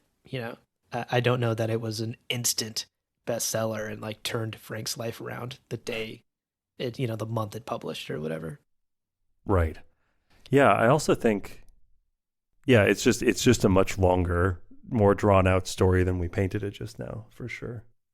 Yeah. We covered this more fully in one of our Fullerton episodes once we actually had our hands on like original reviews from critics and direct letters between Frank and his agents and stuff. Mm-hmm. Yeah. Okay, back to the episode. So we're still doing a pretty good job. This is a good episode. Mm-hmm. The tribulations, the word counts. The word counts. That got in the way. And honestly, like the thing that really sticks with me through all of this is realizing how much could have stopped us from ever getting Dune. Oh, totally. Yeah. The little tip of the scale that could have just made it so that Dune never saw the light of day or never was published in a hardcover or never got a sequel. Like, we might not be here talking about it if these series of events hadn't taken place. And if people like Agent Lurton and John hadn't seen something special in Frank and in Frank's stories and really backed him and, in fact, helped him mold it into the iconic stories we have today. I will say we skipped over a small portion, and I just say this for anybody who is interested in like deep publication details, trials and tribulations. There is like 4 or 5 paragraphs detailing like initial sales of Dune, and you know, there's even a portion of Frank getting up for an award, and you know, how are sales going? Okay, we're going to order a new run, a new print run, all of that. Very interesting, not really related to Dune coming to be, so we left it out of this episode. But if you are in publishing, or if you're really interested in that kind of like those numbers and those details, track down a copy of Road to Dune, maybe at a local library or something, just flip through it, find those paragraphs. It's interesting stuff for those of you who that might tickle your fancies, so to speak. Mm-hmm. Totally. For a second, I was like, oh, look, I recommended buying the book. How dare they say? And then I very carefully did not recommend paying for the book. I'm like, if you find it somewhere, do not spend money on it. Just read the portion that you're interested in and then put it back. Yeah. Yeah. I think over the years, our go-to recommendation for Brian Herbert comics and books has been go to a Barnes & Noble, order yourself a little snack and a coffee from the little coffee area. Yeah. And just go read the book in a corner and then put it back. Or better yet, save yourself the experience. Don't read the book. Still get the treat. Have the treat. Don't read the book. There you go. You're even happier, frankly. Buy a better book. Go home. Live the rest of your life in peace. Actually, honestly, maybe this is the move because you've done this. If you are curious, you can Libby audiobook 2x speed. So then it's like really like a condensed bit of suffering, but it does scratch the curiosity itch, you know? That's right. And again, yeah, exactly. I was going to go on a whole Brian Herbert hate tangent, but it's fine. There's Don't worry. on our feed. We have an upcoming episode for that, my friend. Yeah, it's coming up. Okay, back to it. Now, one other part of the book that we wanted to talk about today in part 1 is actually this really heartwarming foreword by sci-fi author Bill Ransom, right? Who was one of Frank's close friends and colleagues. And what this foreword reveals to us about the kind of writer Frank was, the kind of friend Frank was, and just some of the touching moments that Bill mentions in this foreword as he reflects back on his 15-year friendship with Frank Herbert. So we wanted to briefly touch on that a little bit today as well. Right. Now he is, as you'd expect a friend to be, very fond of Frank. Hey! Clearly likes the guy, which is very nice. And he shares some details about their friendship, kind of how it got started. Now, they were both published authors from the same area, Puyallup Valley, Washington, so they were generally aware of one another within that kind of literary world, right? After basically long lives, again, we're talking about the last 15 years of Frank's life. Right. And after they both moved, coincidentally, to Port Townsend in the same week, coincidentally, which was just wild. Yeah. Ransom reached out with a coffee invitation addressed to one of, and I thought this was so fucking cute, addressed to one of Frank Herbert's pseudonyms, which I guess Frank kind of published a number of articles or stories under that Bill Ransom kind of knew of. Mm-hmm. So he was like, hey, is this person available for coffee? Which was very cute. The next day, Frank called and their 15-year friendship began. Yeah. And it turns out it was a close friendship. Yeah. Bill writes that they would have coffee or lunch almost every single day. Wow. Yeah. And, throughout their conversations and throughout their friendship, they would challenge each other to, quote, risk something in our work, like crossing over into other genres, such as screenplays, end quote. Cool. So not only is it just a friendship over coffee and lunch every day, Yeah. but it's a friendship between writers who are pushing each other to better their craft as well. Amazing. Which you love to see. Yeah. It turns out they actually did end up co-writing a book together. Yeah. It's called The Jesus Incident. I've never read it. Right. But the story behind it is fascinating. As Bill writes, the publisher actually only wanted Frank's name on the cover. Right. And was pushing for Frank to get a larger cut of sales because by this point, obviously, like late in his career, Frank was a huge name. Right. In the writing world, in the science fiction world. And as Bill tells it, Frank went to the publisher, spoke to them, refused the deal, refused this larger cut, and came back with effectively what was a 50-50 credit contract. Right. Because both of them wrote this book together. Right. I loved that little anecdotal story. It tells us the kind of person Frank was at that time in his life and the kind of respect he had for his friend here. Yeah. Clout to Frank. Super cool. Yeah. Very cool. Now, Bill shares a few lessons he says he learned from Frank as a writer, which, man, many of these resonate with me as kind of a fan of Dune. I think may as well for all of you out in listener land. Here's the first, quote, "A good story had to do two things, inform and entertain. The informing part must be entertaining enough to let readers live the story without feeling like they're on the receiving end of a sermon. Writing entertainment without information, without some insight into what it is to be human, is a waste of good trees." End quote. That last sentence. It's so good. And honestly, it's true. I think of like Ayn Rand, wrote obviously like Atlas Shrugged and The Fountainhead and problematic books for many reasons, but can be entertaining on some levels. But both of them iconically feature these like 14-page monologues from the characters, which is just clearly in Ayn Rand's voice of like what she believed. I never really felt that in Dune. Like you take a step back and you talk to a friend after reading a chapter and you go, oh, clearly this is Frank kind of pushing his stuff. But in the moment, it feels like Paul saying these things. Right. Or it feels like Stilgar saying these things. Or it feels like, it's all written in a very entertaining, engaging way. I just love that. A book that's entertaining but doesn't have any insight into what it is to be humans, a waste of trees. Waste of good trees. I will amend my own statement. Having revisited God Emperor of Dune, Yep, I was about to also amend. Yep. I do feel like Frank got on his little soapbox in a way that just felt like Frank. But yes, I think broadly I stand by that because, again, he wrote Leto to be that sort of mouthpiece rather than, again, the Ayn Rand comparison, the characters who do those kind of soapboxy moments, it kind of comes out of nowhere because they're always like quiet, stoic characters. Anyway, just amending my statement a bit. No, I agree. I think the first two, and I think what's telling is we have only completed, according to this episode, our book club episodes of Dune and Dune Messiah. So we were probably in the midst of doing Children when we recorded this, Children of Dune.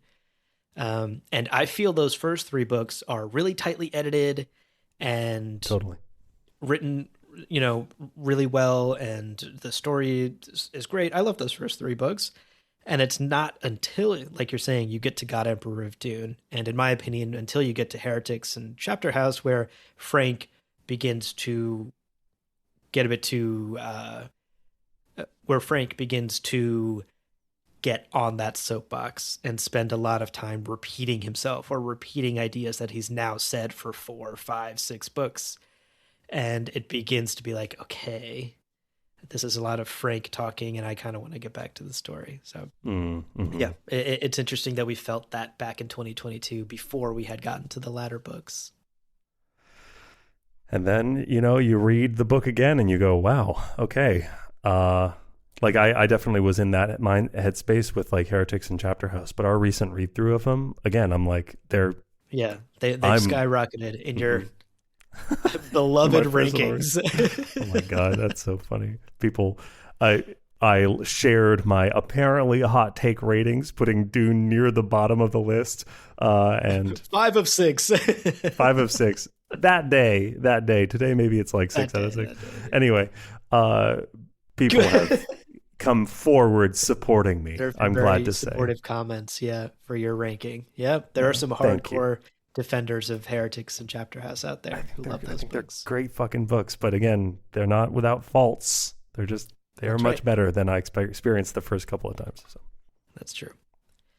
Okay, we're almost wrapped up with this episode. Let's keep listening. So good.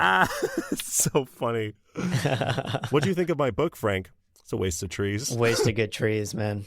Good Lord. Literally taking fresh air out of my lungs is what your book is doing. You're killing Earth with your shit writing.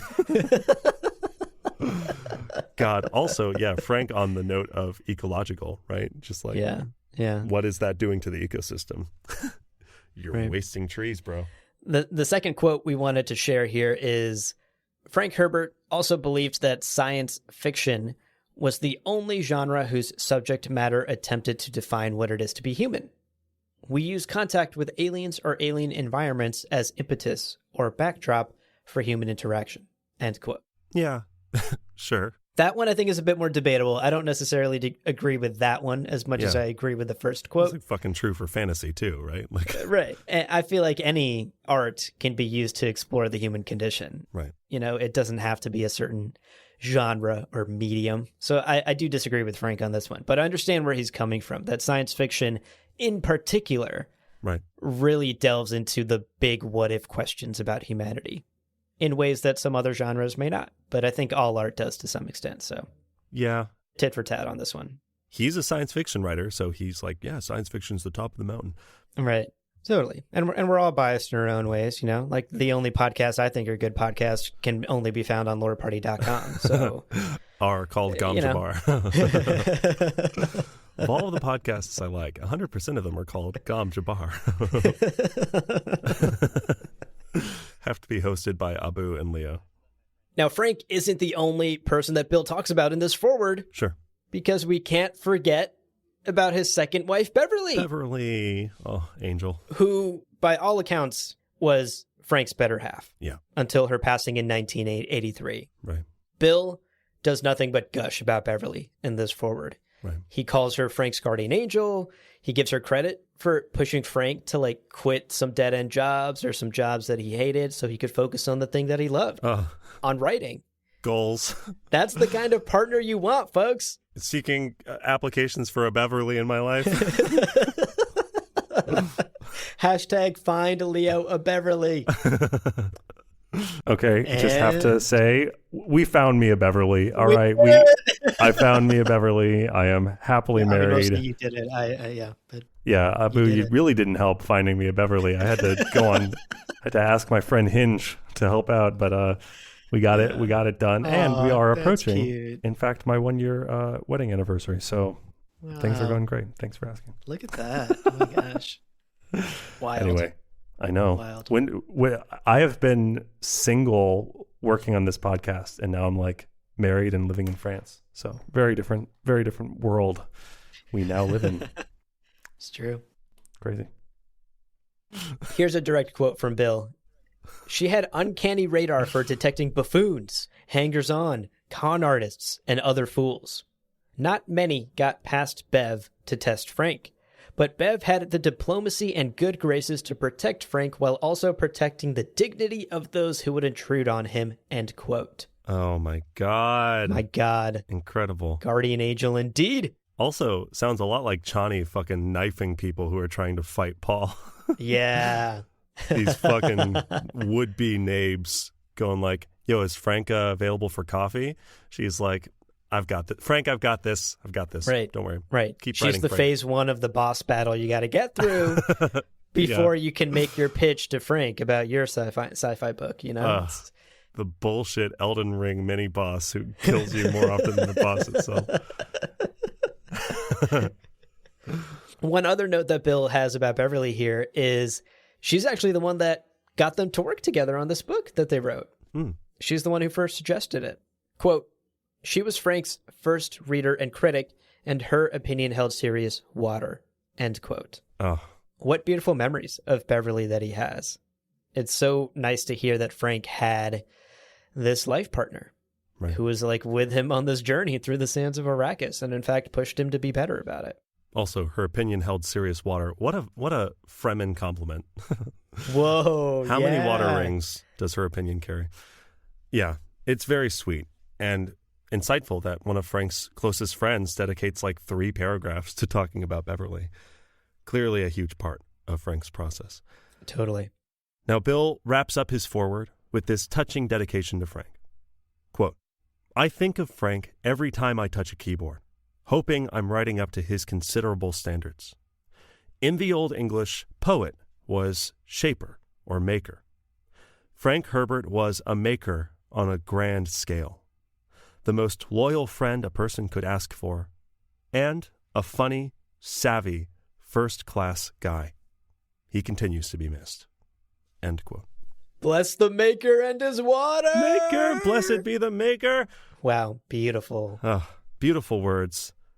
And again, just wonderful, wonderful, wonderful to hear such kind words being spoken from a close friend. And beautiful words. I also did double check, the etymological nerd that I am. I was like, are you sure poet used to be make? And yeah, sure enough. Yeah. Its origins are maker, builder, crafter. It's cool. Damn. Very neat. You know, I'm going to copy and paste Bill Ransom's forward and just replace Frank with Leo after you die. Okay, so now our search for Find Leo at Beverly needs to be literal. Has to be it has someone to be named literal. Beverly. You have to marry a Beverly, or else it's not gonna make my sense. forward won't make sense after your Shit. death. She also So you has to need be my second wife, and she has to die in 1983. This is a lot. Look, time travel stories are complicated, as we've established. Story. This is going to become Looper, but it's really just going to be to make your eulogy make more sense. You imagine that pitch? I'm like, second wife. I'm like, I have to send you back. She's like, why? I'm like, there's an ongoing joke on Gom Jabbar. You know the podcast. Yeah. This was a bit we established in 2022, babe. You have to get in the time machine. And you have to die in 1984. This is not going to make any sense. So morbid. So morbid. Love it. Okay, let's wrap up today's part 1 exploration of Road to Dune with a couple of questions, as we like to do. Sure. Leo, I would love to know, after today's conversation and after all of this research that you've done into Road to Dune, what was perhaps your biggest takeaway? What was the most surprising thing you learned? Yeah, interesting. Well, I think for me, what is most surprising is how much Dune was a collaboration. Yeah. Between Frank, Lurton, Beverly, and John Campbell. You know, I think this is a mistake a lot of us make about great art, but we tend to put the individual artist on this pedestal, right? Much to Frank's chagrin. He's like, stop, stop making messiahs of artists. But it's true. We look at artists and we say, hey, that artist, oh my God, they were irreplaceable. They are a singular force in this universe. And it makes a certain sense. You know, you look at a painting and it's got one name on it. You look at a book, it's got one author's name. You look at a movie, it's got one director's name, right? Right. But like so many things, and as you learn more about either an artist's life or an art form, it's more and more clear that every great work of art included pressures from society, impactful mentors, friends, family, and individuals, colleagues. So it takes a village to make a lot of these great works of art. And it's a conversation between either an artist and an idea that they were given from somewhere else or whatever, right? Like every impactful work of art includes all this stuff. And Dune is no different. Yeah. Which is surprising to me. Again, this idea of like Alia dying in the first book and Paul's prescience being a problem. These are things that became conversations that shaped Dune that may not have happened if not for Lurton and John, and I'm sure Beverly throughout the whole process. Yeah, it is so interesting to hear. Yeah, I think we can agree. We can look at Dune and say it's much better for those individuals' involvement. Yeah. That this is kind of a group effort. Right. Frank is, by all means, the person who made Dune happen. I don't mean to at all take away from his brilliance as a writer, clearly. He is a maker on a grand scale, as Bill says. But it was striking to me how many other people were directly involved in the shaping of Dune. Right. In pivotal parts of Dune as well. Right. Not just, hey, let's use a different word here in this sentence. Right. Literally, hey, let's keep this whole ass character alive. Yeah. Yeah. A character that becomes like a main character in Messiah and future books. Like that's... Yeah, totally. But that's what was surprising to me. What about you? What was surprising? Any major takeaways? So this question was great because it kind of stumped me for a bit. I feel like we already kind of gushed about the details that we've learned from Road to Dune all throughout our discussion today. Right. So my biggest takeaway was less about the details we've picked up from the book and actually more about what the book represents in like this larger history of Frank and Dune. There's obviously some myth making being done here in Road to Dune, as you've alluded to as well, about how the book came to be and who was involved and what kind of person and writer Frank was. And that sounds negative, but I'm by no means claiming that anything in this book is false or fabricated. But what I am saying is that this book is a story of the origin of Dune and of the origin of Frank Herbert, the famous author, told through a very particular lens. And it's a lens that both reveres the story of Dune and the man behind it. And that's something you have to keep in mind. I myself am particularly wary of autobiographies or biographies written by people who are too close to the source, because there's just no way to avoid it. That will always introduce a level of bias that I think skews the reality. Totally, yeah.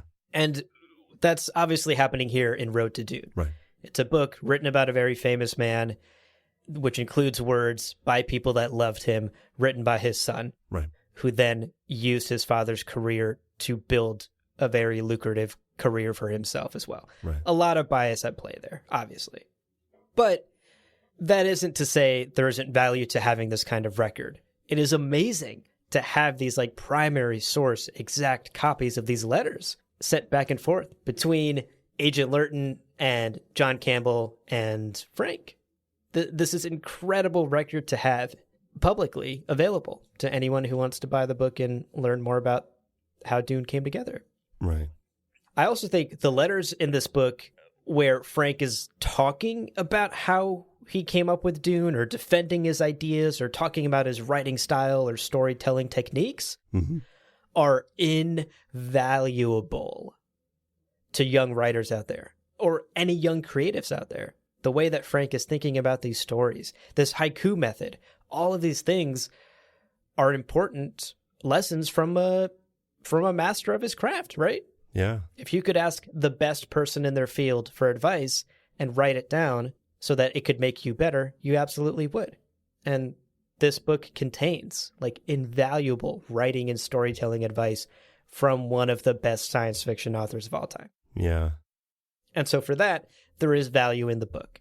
So my takeaway is less like, boo, don't pay attention to anything in this book because it's all just glorifying Frank. No, there is some glorifying, propaganda, boo. No, not at all. Not what I'm saying. I'm just very much aware of where this book falls into the larger legend of Frank Herbert and the legend of Dune. And I'm trying to just be very cognizant as we have these discussions and talk about it, that this is one side of the story. Right.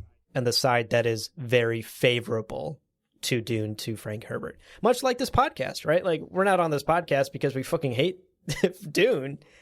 Like, we come into every discussion already being predisposed to liking what we're going to talk about. So, right. you know, that's a larger, now I'm like rambling about how bias works. Like, I don't know why I'm trying to define this, but yes, like, that's something I kept in mind while skimming through this book and working on this script and having this conversation.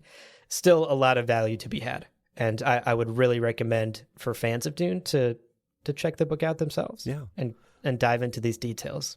You know, it's funny how much we have to remind ourselves of Frank Herbert's central thesis, not to trust charismatic leaders and messiahs, as we praise Frank Herbert as an infallible God of a human who gifted us this gift from the heavens. As I pray to my Dune altar every night before bed, like, I got to remind myself that... You're right. Okay, jokes aside, though, yeah, we all have a Dune altar in our house, though, right?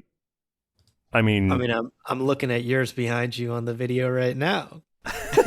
I have to have it. Of Dune back there. Abu, where else do I fucking pray? I've got Dune. I've got Dune in Japanese. I've got Dune in French. Like, what do you want from me? You got the large format. Yep. Yeah. I do. You know, I was just visiting Toronto recently, and we stopped by one of the popular sci-fi and fantasy bookstores. And obviously, you just go straight to the H section. You look for Herbert, and you look for the Dune books, and you're like, oh, is there a version that I don't have? Or is there like a unique cover that I don't have? I mean, I still have my old beat up Dune books that I've had for the last like 6-7 years, but it's always tempting to get your hands on a new one for the altar.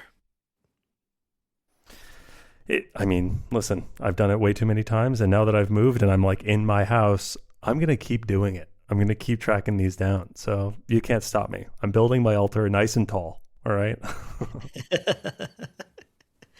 It only grows. You don't want to make the mistake of putting Frank on this pedestal. And I think it is more honor to him to say he as a writer, he as a story crafter, he as a human, you know, there were flaws, there were mistakes, and there were problems. It's a great point. And I think it's one that honors Frank's intentions with writing Dune in the first place. Yeah, for sure. Okay, so obviously that question led us down into a very heavy rabbit hole. Let's end today, Leo, on a bit of a lighter question. Sure. Let's wrap up on this. We know that Fool Saint and The Messiah were alternate titles for Dune Messiah. What other titles would you come up with at a pitch meeting if we were crowdsourcing what to call the sequel to the iconic book Dune? Okay. Well, a few come to mind immediately, right? We could go classic. Dune 2, Too Fast, Two Duncans. Yes. Objectively true?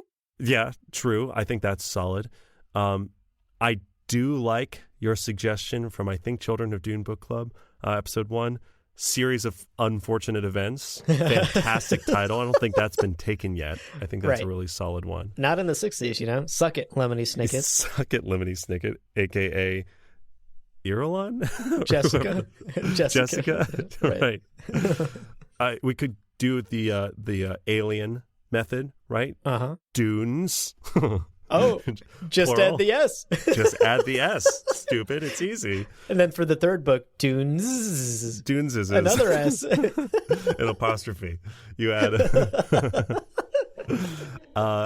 or you know, you just go fully off the rails. Yeah. And I don't know, just call it Chair Dog. Or like a Clairby story, or like prequel to Clairby, you know, something like that. Okay. I don't know. Okay.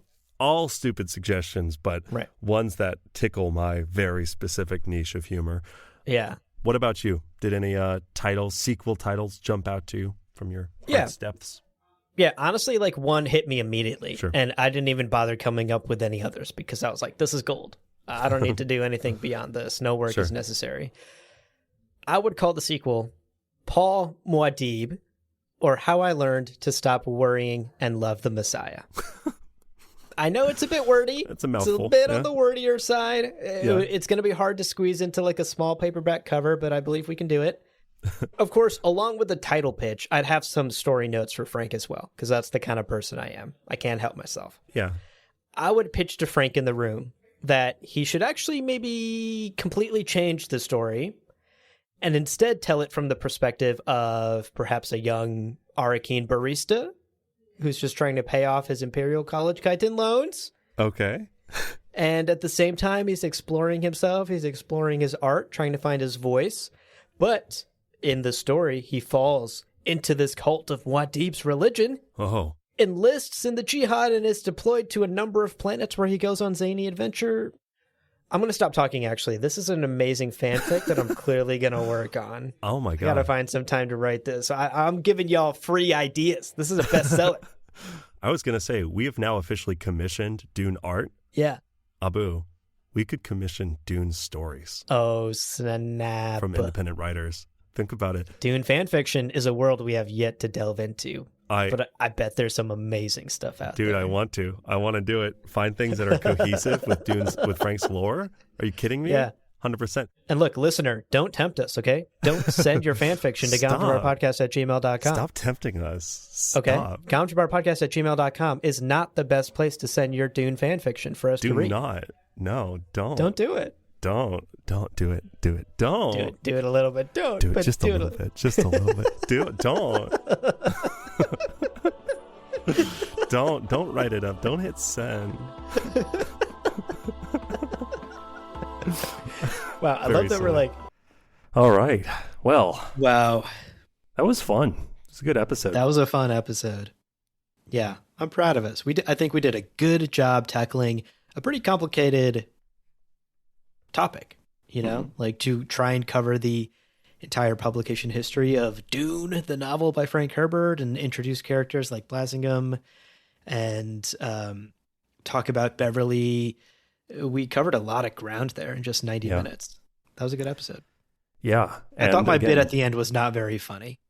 I think now I would have just cut it, or I would have tried to write a better bit. But There were a few moments that I'm like, we've definitely gotten more ruthless with our cuts for sure. But all in all, yeah, again, very funny. Lots of good little Yeah. like natural moments. Again, I'll still be kind of chuckling about a square book as a Snyder, I Zack know, Snyder so funny. version is very funny to me.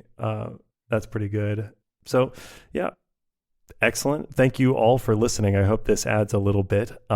As always, these episodes exist to free up our bandwidth to work on stellar science fiction. So if you're interested in hearing more about that, check out our Patreon. And of course, email us if you have any thoughts or feedback, or if you have some of those original stories we were being tempted by, I guess. Definitely Yeah. don't send them to us. Yeah, don't send Stop. those. Don't Oh my hit send. God. Maybe just type it up, but don't hit send. Just tease Yeah, just get really close to hitting send. Like move the mouse Yeah. just Hover next to the button. Yeah. Hover it right over the send button. But Hover- don't hit Yeah, send. don't hit send. Definitely don't. Oops, don't want that at it.